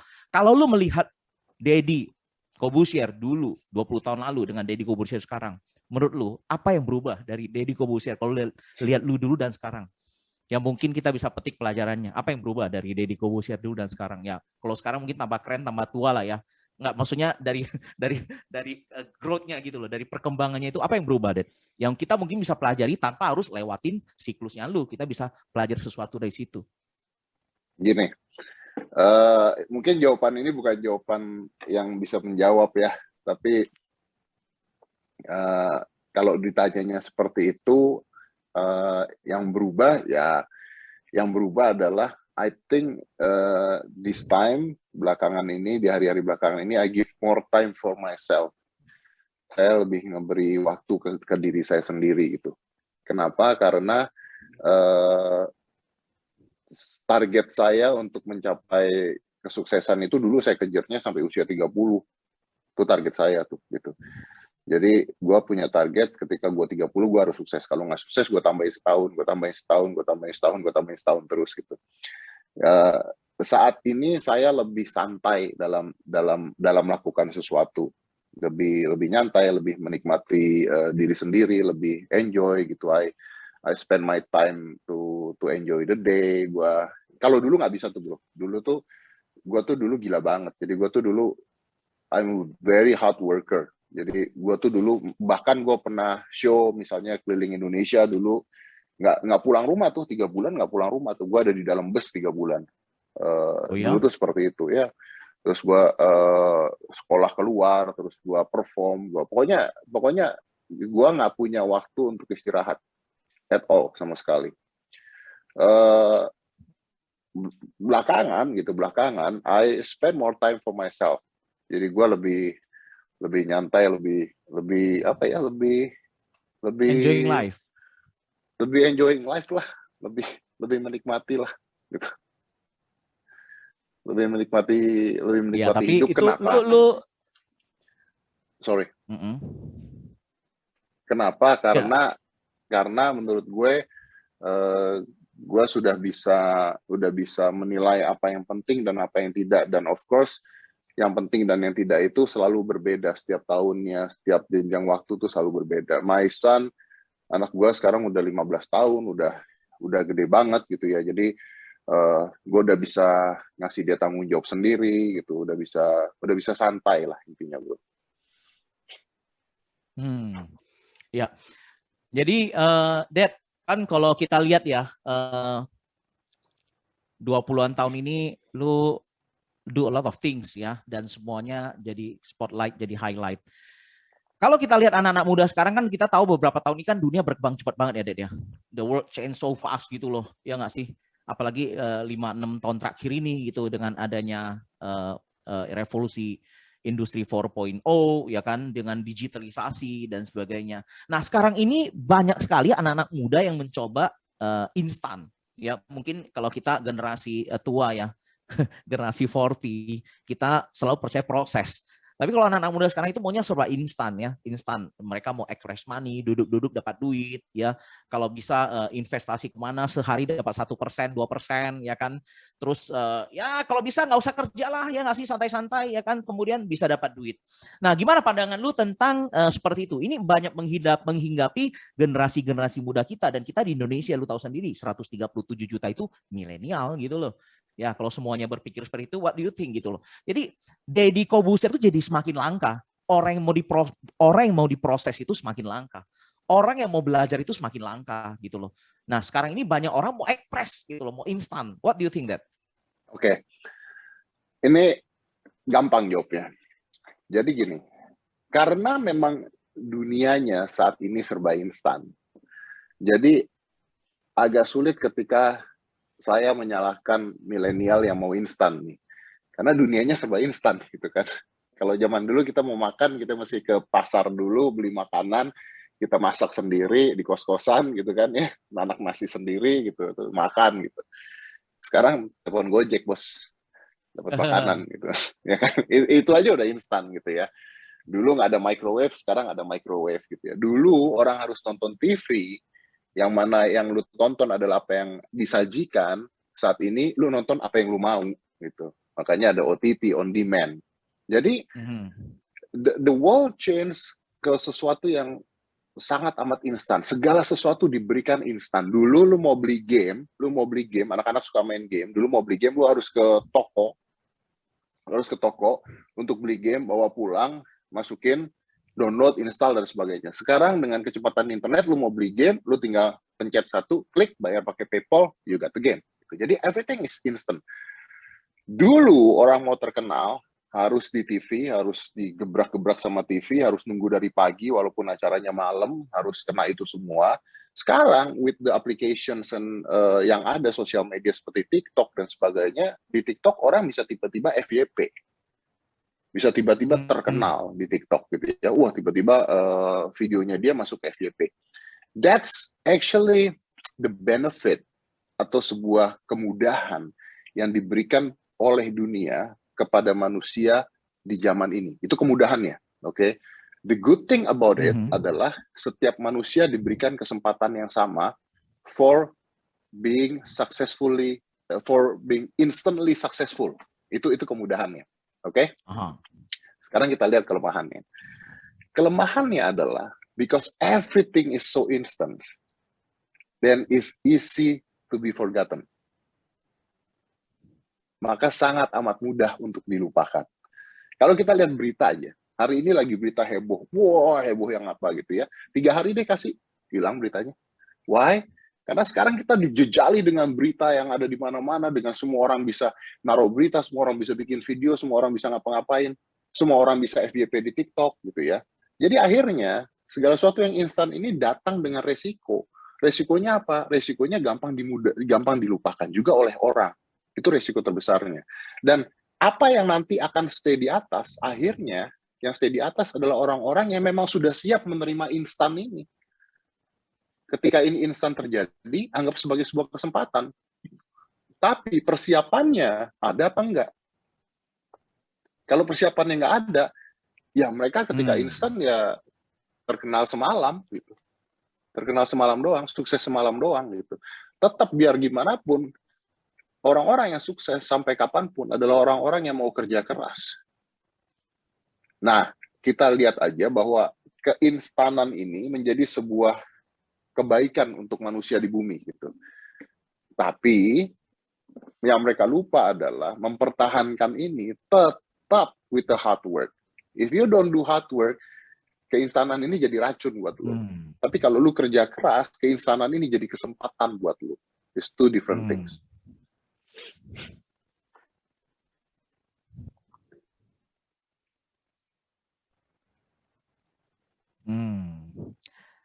Jadi lu tetap percaya bahwa kerja keras itu tetap wajib ya, tetap mesti harus kerja keras ya, tidak bisa di replace sukses itu tanpa kerja keras bisa instan gitu ya. No, I don't think seseorang ya instannya dapat, momentumnya dapat, tapi gini, to be on the top, you can ride the wave. Gitu. What is the wave? Ya instan tersebut. Untuk menjadi di atas, lu bisa lah dapetin secara instan. But to stay on the top, you need knowledge. Kalau you don't have the knowledge, you will never stay on the top.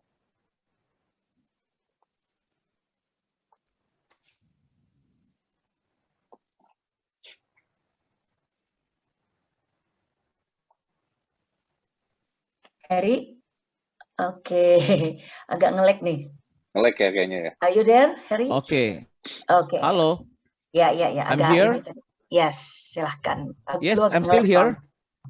Oke. Ya, Oke, jadi Dad, kita ini kan di sini berkumpul hampir 10.000 ya teman-teman pebisnis ya, mereka ini kita ini di insurance ya, mereka ini orang yang mau untuk mentransformasi, mengerjakan sesuatu yang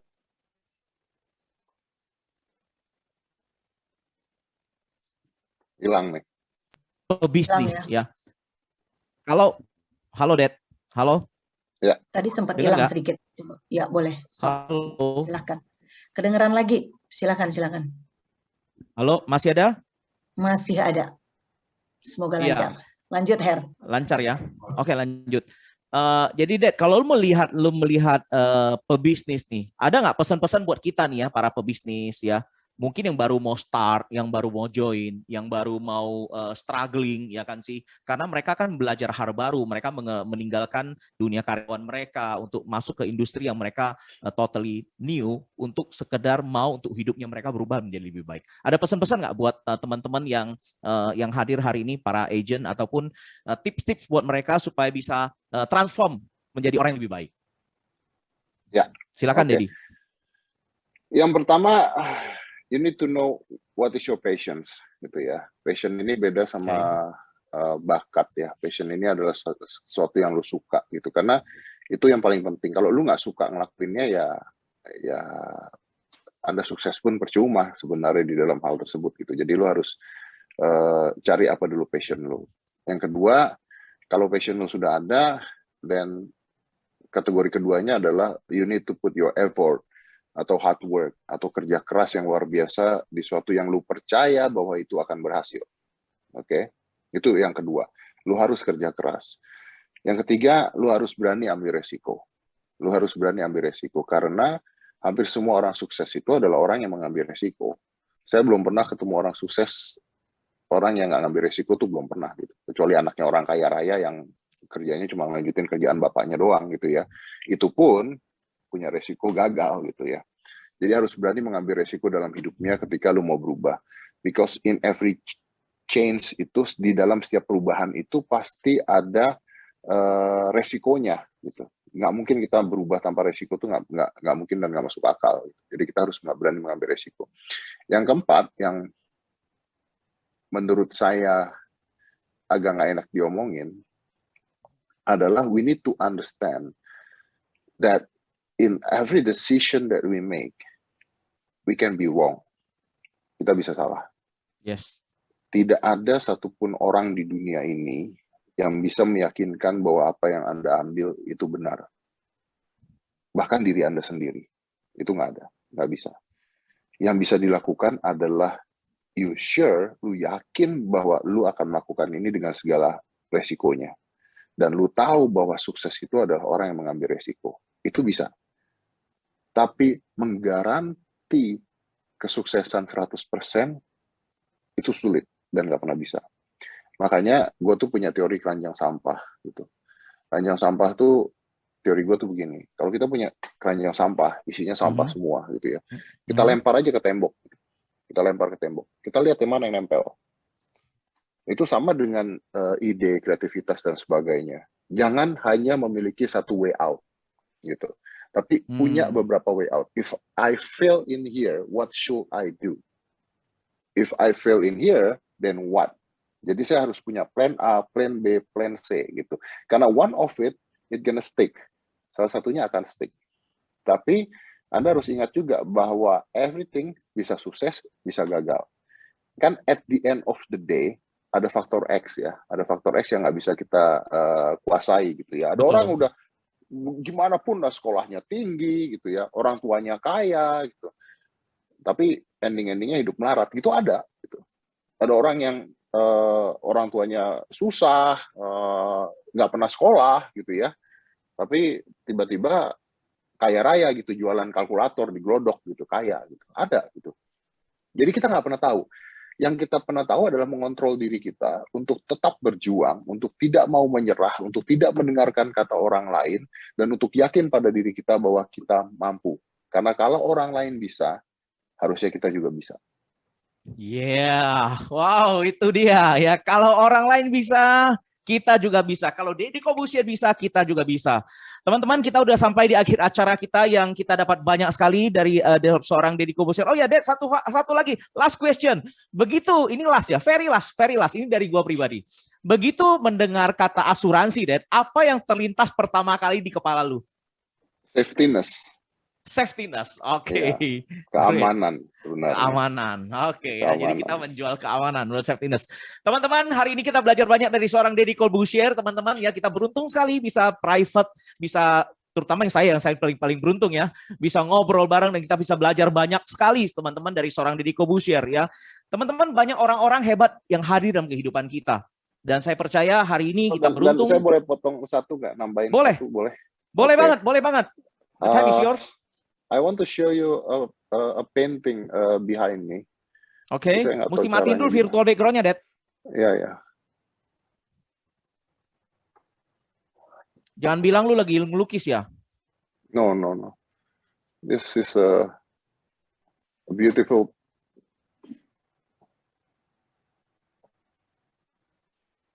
Kelihatan nggak? Kelihatan. Itu gambar apa, Dad? Nah, ini banyak orang nggak tahu nih gambar apa. Ini basically is a picture of someone di atas itu. Itu kepala orang doing this seperti terbang gitu. Tapi it's basically giving a happiness to everyone. Jadi you need to share happiness to everyone. That's basically it is. Wow, oke ya, itu filosofi yang dalam sekali teman-teman ya. Bagaimana misi ya, sharing happiness ya, misi ya. Oke teman-teman, kita pengen banget lebih lama lagi bersama Deddy, tapi kita tahu beliau ini sibuk dan kita masih ada banyak hal yang kita perlu lakukan yang Anda juga tunggu-tunggu, yaitu lucky draw teman-teman. Tapi saya mau wrap up sedikit ya, Jadi ada 4 yang saya pelajari yang saya bisa highlight teman-teman ya. Yang pertama adalah masa lalu tidak sama dengan masa depan. Apapun sebagus apapun masa depan Anda, seberapa bagus pun masa lalu Anda, belum tentu masa depan juga bagus. Makanya kita mesti berubah ya. We have to change sebelum perubahan itu memakan kita. Kita harus jadi agent perubahan, jangan jadi korban perubahan. Ya, yang kedua adalah jangan dengarkan pendapat orang. Kalau orang bilang Anda jelek, kalau Anda merasa ganteng, ya udah gantenglah Anda. Ya nggak sih? Kalau orang bilang Anda nggak bisa, tapi Anda percaya Anda bisa, maka bisalah Anda. Ya, dan Deddy Corbuzier membuktikan beberapa kali ya sempat ditolak oleh stasiun TV dan sebagainya, bikin podcast yang nggak populer, sekarang orang malah ngikutinnya dia gitu loh. Jadi don't hurt what people say about you, teman-teman. Dan yang ketiga adalah berani berubah saat masih di atas. Wah, ini terus terang gue juga mungkin nggak berani sih ini sih. Ini kayaknya seorang Deddy doang. Ini selama jangan diikutin, Bos. selama beribu-ribu tahun kayaknya cuma ada satu orang Deddy Corbuzier doang yang berani berubah saat masih di atas. Jangan diikutin. Teman-teman, bagaimana dengan Anda yang tidak suka status quo? Anda tidak suka kondisi Anda sekarang. Orang yang di atas aja mau berubah. Bagaimana Anda yang sekarang tidak lagi di atas, atau lagi struggling, you have grab this opportunity, ambil kesempatan ini untuk berubah ya. Sadar bahwa perubahan itu selalu terjadi, jangan sampai perubahan menyandera kita. Dan yang keempat adalah selalu menjadi yang terbaik di bidangnya. Selalu mau belajar, selalu haus akan pembelajaran. Anda tadi dengar 6 bulan sebelum podcast, dia sampai ngamatin intonasi suara ya. Dia ngamatin bagaimana mereka melakukan podcast, mereka melakukan interview ya. Dia bukan orang baru. Bukan orang yang expert di bidang hosting teman-teman, tapi podcastnya itu kita tahu ya salah satu YouTuber podcaster dengan income paling besar ya, dan hari ini mau sharing bersama dengan kita. Deddy Corbuzier teman-teman, let's give him a big round of applause for Deddy Corbuzier. Thank you. Dari tempat masing-masing, saya tahu nggak kedengaran dari tempat masing-masing ya, boleh kasih tepuk tangan yang meriah. Oke, thank you banget Dad, wish you the best Dad, terima kasih ya, semoga sehat. Kita tunggu gebrakan berikutnya lagi. Dan jangan kapal untuk kita undang, kalau ada kesempatan kita undang untuk memberkati, untuk sharing kepada, memberi inspirasi kepada hampir 10.000 orang yang hadir hari ini. Deddy Corbuzier, teman-teman, kasih tepuk tangan yang meriah. Terima kasih Deddy. Sampai jumpa. Thank you. Aduh, Her, keren banget sih Her, gue keren banget. Oke. Walaupun lu sampai sempat delay suara lu ngelek tapi tetap the show go on gitu ya, keren banget. Sorry banget ya, kesalahan bukan di pesawat televisi Anda. Nggak apa-apa kok, cuma Oke. detik 2 detik tadi. Tapi oke Keren ya semuanya Irin ya, kita belajar banyak ya. banget luar biasa. Kalau tadi lu nge-wrap up 4 poin kan, tadi ada 4 poin yang lu bagiin tadi di akhir. Nah, gue juga catat tuh beberapa yang tadi. Tapi yang ada juga gue catat tuh tentang heart, patient, dan hard work. Dia kan tadi bilang ya, dia tahu diri banget gitu kan, Her. Dia bilang dia merasa dia tidak punya bakat yang gimana-gimana banget. That's why dia ngerjain dengan kerja keras. Malah dia punya bakat gendut, dia kerja keras dengan dia nge-gym gila-gilaan sampai sekarang 15 tahun, terus puasa segala macam. Belum lagi di dunia podcast, sulap dan sebagainya. Hard work itu gue catat banget sih, luar biasa. Terus yang tadi ya, bosen. Mungkin bosen pas lagi di atas katanya gitu ya, Her. Nah, ini Her ini hilang lagi nih. Nah, mungkin teman-teman ya, teman-teman yang dengar hari ini, bosen pas lagi di atas, tapi poinnya mungkin untuk kita yang hari-hari ini dengan kegiatan kita, dengan kerjaan kita, oh bosen begini-begini aja, tadi kata Heri ya. Bosen dengan status quo, bosen dengan income yang segini-segini aja, bosen dengan misalnya mungkin jadi karyawan udah kelamaan. Beberapa waktu yang lalu ada yang sharing sama gue, gila 20 tahun nih kerja di sini, pengen melakukan satu perubahan. Mungkin malam ini orang itu hadir di sini, Her, dia dengar seorang Dedi lakukan perubahan, hopefully kita juga bisa hari ini break our wall gitu ya, Her ya, dan melakukan perubahan-perubahan itu dalam hidup kita. Mantap banget sih, luar biasa banget ya, Kang Dedi atau Mas Dedi. Pokoknya Dedi Corbuzier keren banget, wah. Iya, kita hard work. Oke, yang nggak datang pastinya rugi nih Irin ya. Banget luar biasa. Ini udah catatan gue aja nih, banyak bisa banget untuk merimain diri sendiri setidaknya, Her. Oke, Her. Nah, balik lagi nih ya, kita ke Prudential. Kenapa kita undang seorang Dedi? Kita pengen belajar tentang perubahan hidupnya dia, yang tadi lu udah korek tentunya ya. Nah, tapi kenapa Prudential? Kalau gue mau berubah dengan kendaraannya Prudential, why Prudential? Gitu. Apa yang bisa gue dapat dari Prudential? Kira-kira gue mau tahu dulu nih. Tadi lu nanya Dedi, sekarang gue nanya lu ya, Her ya. Nah, kalau Dedi punya perubahan seperti itu, apakah seorang Heri ini, singkat aja mungkin lu cerita, apakah lu, kalau Dedi kan tadi backgroundnya nggak terlalu oke, orang tuanya benar-benar nggak terlalu baik lah masa kecilnya. Apakah seorang Heri kaya raya dari kecil atau apa, atau memang apa tuh, perubahan apa yang lu lakukan dalam hidup lu? Jadi sebenarnya kalau gue bicara, gue sama Dedi itu kita kita beti-beti ya. Kita beti-beti, umur juga nggak beda jauh ya kan. Dia cuma 4 tahun di atas gue dan sama-sama punya masa lalu yang tidak gitu oke ya kan. Kita juga datang dari keluarga yang struggling. Tapi satu yang menurut gue berbeda, kalau dia ketemu tukang sulap, ketemu jalannya jadi tukang sulap, belajar sekolah sulap, gue ketemunya Prudential. Nah itu hokinya gue. Dia mesti cari mentor sampai ke Amerika, ya. Gua cukup belajar di Jakarta, ya kan. Dan jadi lu ketemu Prudential usia berapa tuh?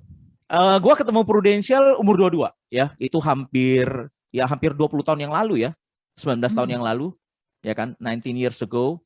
Dan lu bukan orang Jakarta ya? Ya sama, ngerantau juga gitu. Tapi satu hal yang gua lihat adalah semua orang yang membuat kita beruntung ya, Irin ya, membuat kita lebih beruntung daripada si Dedi adalah kita punya platform.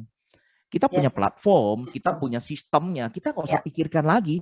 Kalau dia creating the system, dia belajar otodidak, dia ngumpulin puzzle, wah itu one of a kind lah ya.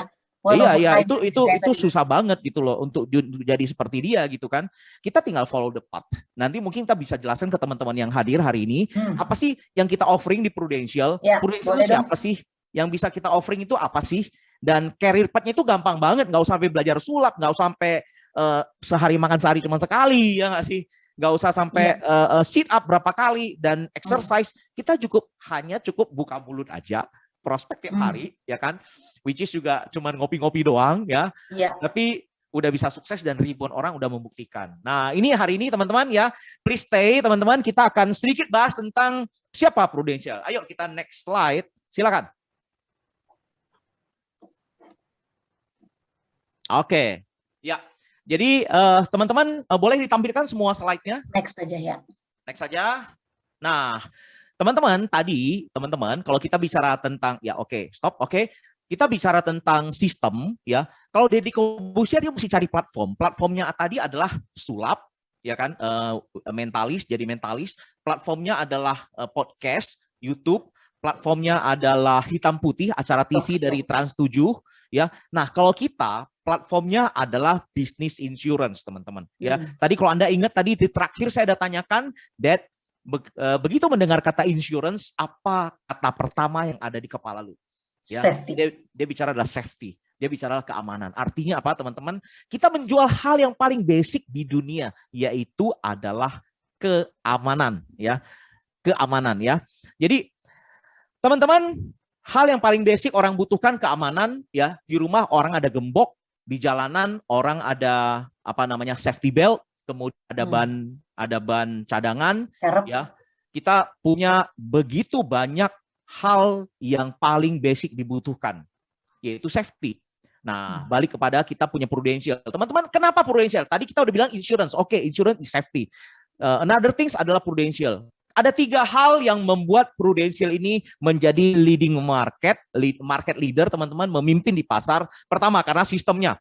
Apa itu sistem? Sistem ini adalah urut-urutan proses, ya, jenjang karir yang sudah terbukti mengantarkan 2.000 orang punya income 100 juta sebulan. Ya, 2.000-3.000 orang punya income 1 miliar per tahun. Ya, itu sistem. Dan kedua, teman-teman, tadi Anda dengar ya bahwa Dedi bilang apa? Hard work beat genetik. Kerja keras itu mengalahkan bakat. Banyak sekali orang ngerasa bahwa gue nggak berbakat jualan, gue nggak berbakat jadi agent, gue nggak berbakat jadi sales, gue itu tuh di tel aja nggak bunyi, ya nggak sih?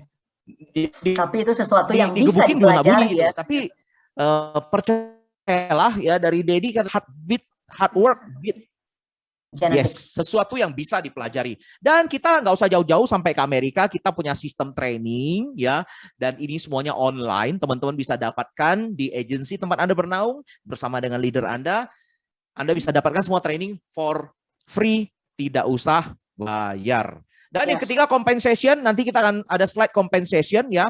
Sebentar lagi akan selesai ya, 15 menit lagi ya. Saya tahu Anda menunggu Laurencia Agustina. Saya tahu Anda menunggu lucky draw. Ya, tapi sabar ya, 10 menit lagi ya.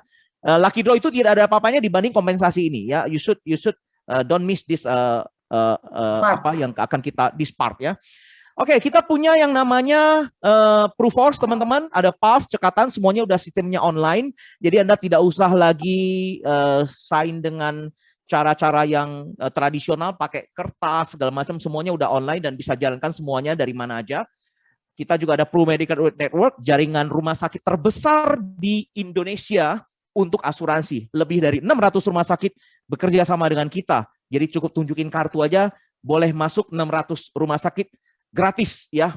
Asal pilih aja mau sakitnya apa, rumah sakitnya mana, ya nggak usah bayar ya. Silakan ya, terserah mau pilihnya sakitnya apa, bebas ya.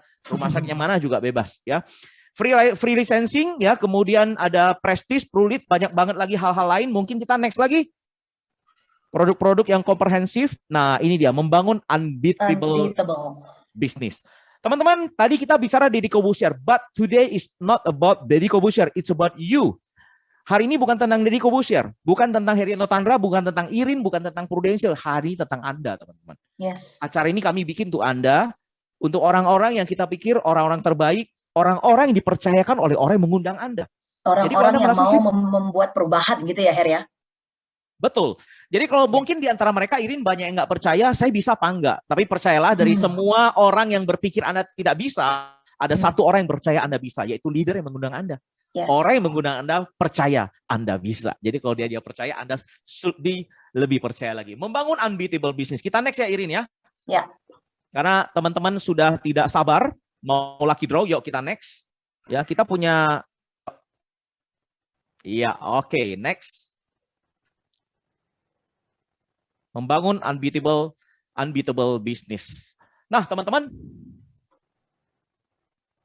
ke enter kayaknya, mungkin agak. Enter. Harry soalnya agak delay. Mungkin bisa di back sebentar. Ya. Ya. Oke. Nah, teman-teman ya, saya mau sedikit at glance ya, apa sih sistemnya kita, teman-teman ya. Nah, kita percaya bahwa sesuatu yang besar itu dimulai dari hal yang kecil. Sesuatu perjalanan panjang dimulai dari single step, dan step yang paling basic adalah menjadi agent.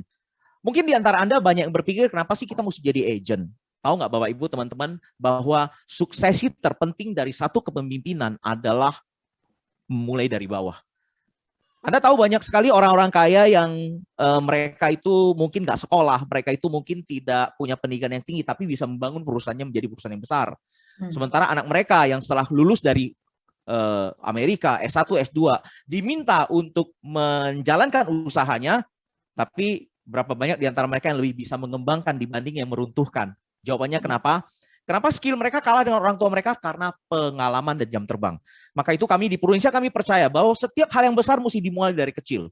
Jika Anda di perusahaan asuransi lain atau di tempat lain, Anda dapat kompensasi bisa langsung menjadi agency director ataupun menjadi top of management, ya di sini orang sama kita mulainya dari agent. Kenapa? Kita mulai dari agent bukan untuk kita menjadi agent selamanya, tetapi supaya kita tahu apa dan bagaimana menjadi seorang agent supaya nanti kita bisa membimbing agent kita. Nah, untuk itu jadi agent ini Anda nggak usah lama-lama, Anda bisa 6 bulan atau 1 tahun, ya. Anda ada karir path yang bisa Anda lalui, ya. Dari agent menjadi AAD dan kemudian dari AD menjadi AD. Jadi cuma 2 step aja.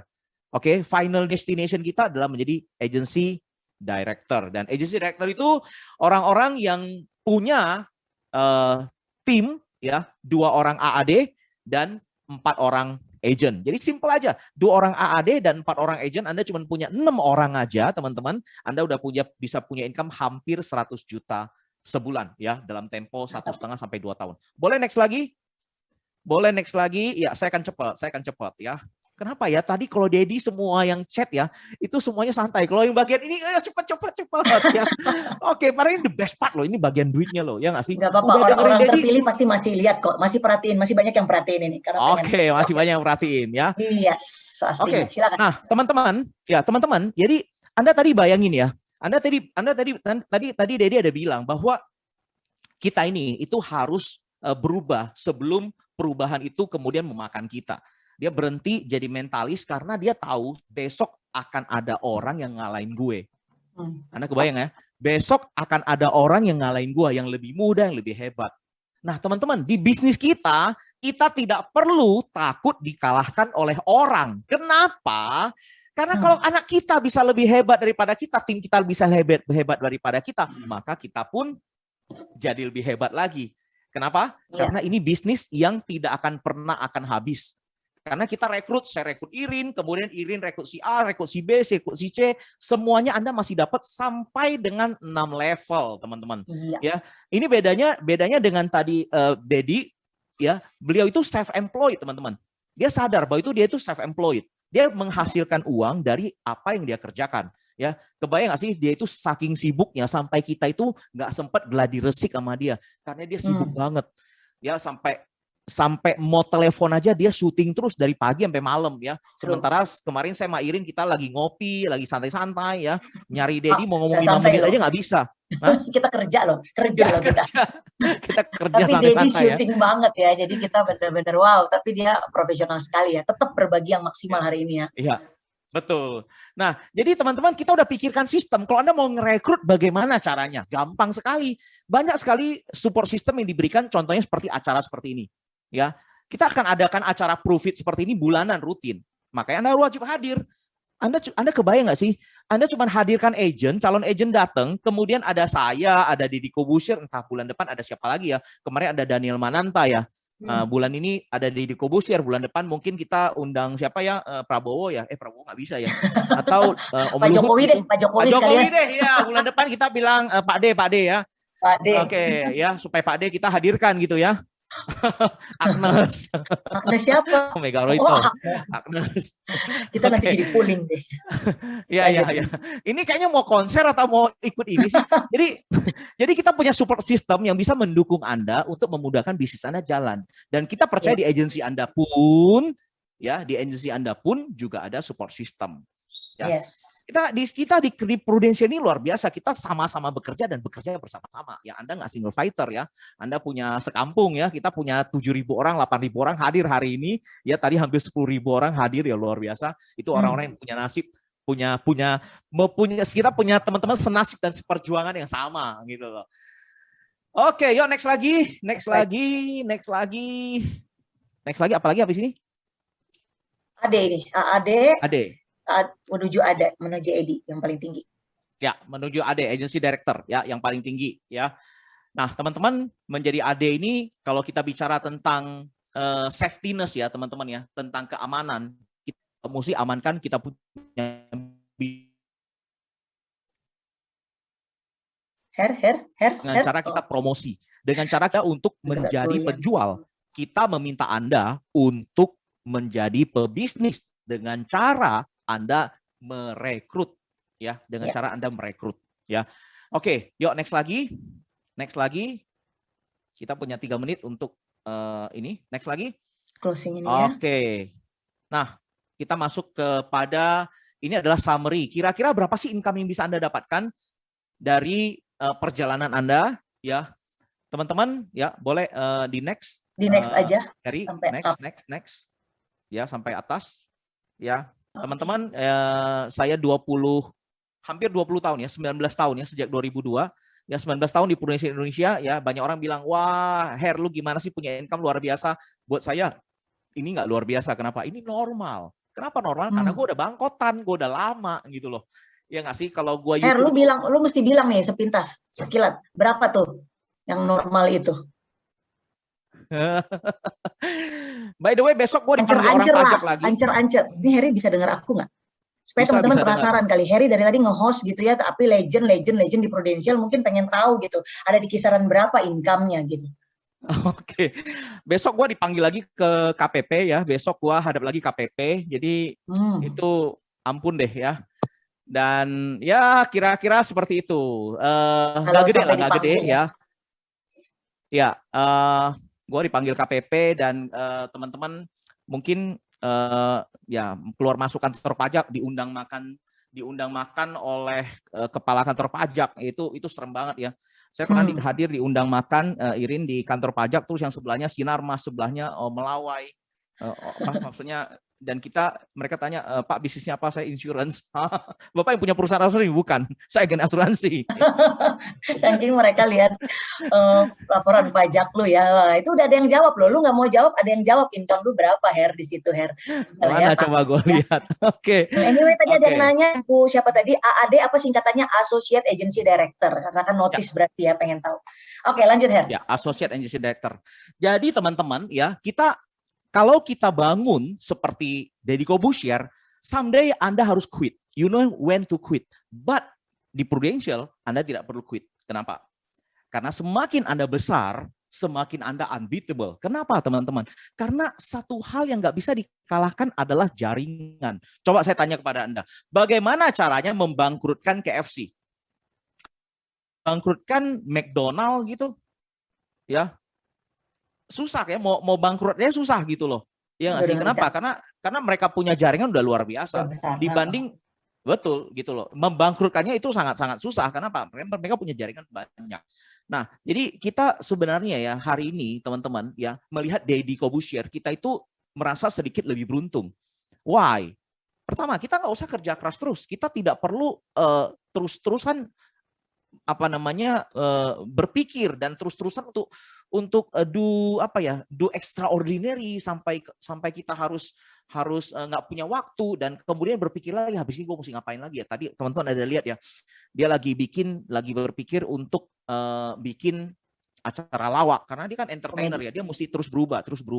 Nah kita teman-teman, you just do the same things over and over again gitu loh. Selama puluhan tahun kerja saya masih sama, recruiting, kerja saya masih someday masih cerita presentasi Pak Ali, financial planning, financial doctor dan sebagainya. Kita melakukan hal yang sama tapi income kita nggak pernah sama. Nah itu yang luar biasa. Dan bukan hanya tentang saya, ingat teman-teman, leader-leader Anda pun nggak kalah punya income yang luar biasa. Kita punya banyak banget orang-orang yang punya income miliaran dan ini bukan pamer. Sekali lagi semua datang dari Tuhan, datang dari Prudential yang luar biasa dan sistem yang udah dijalankan selama puluhan tahun. Bukan hanya di Indonesia tapi juga di Hong Kong, Malaysia dan all over the world. Ya, boleh next lagi. Kita udah masuk ke penghujung acara sesi saya dan mantap banget ya.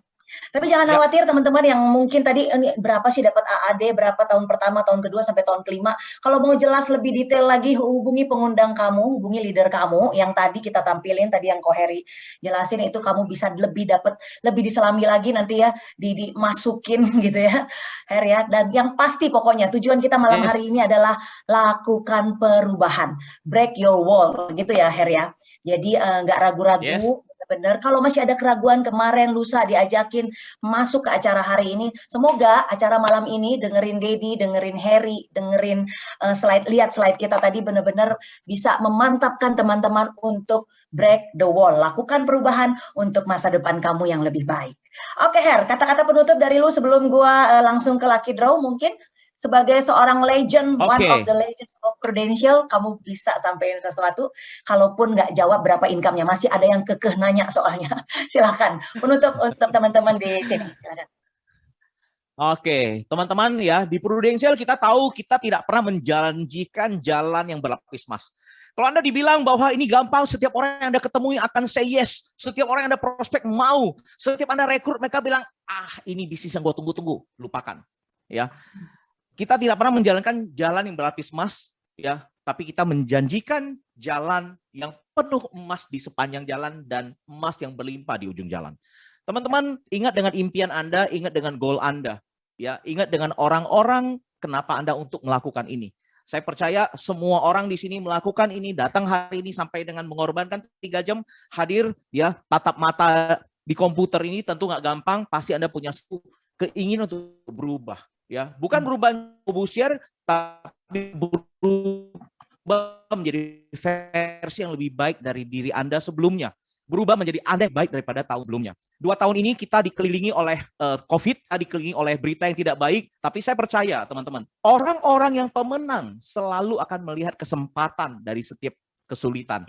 Dan orang-orang pemenang hadir bersama kita 8.000 hari ini.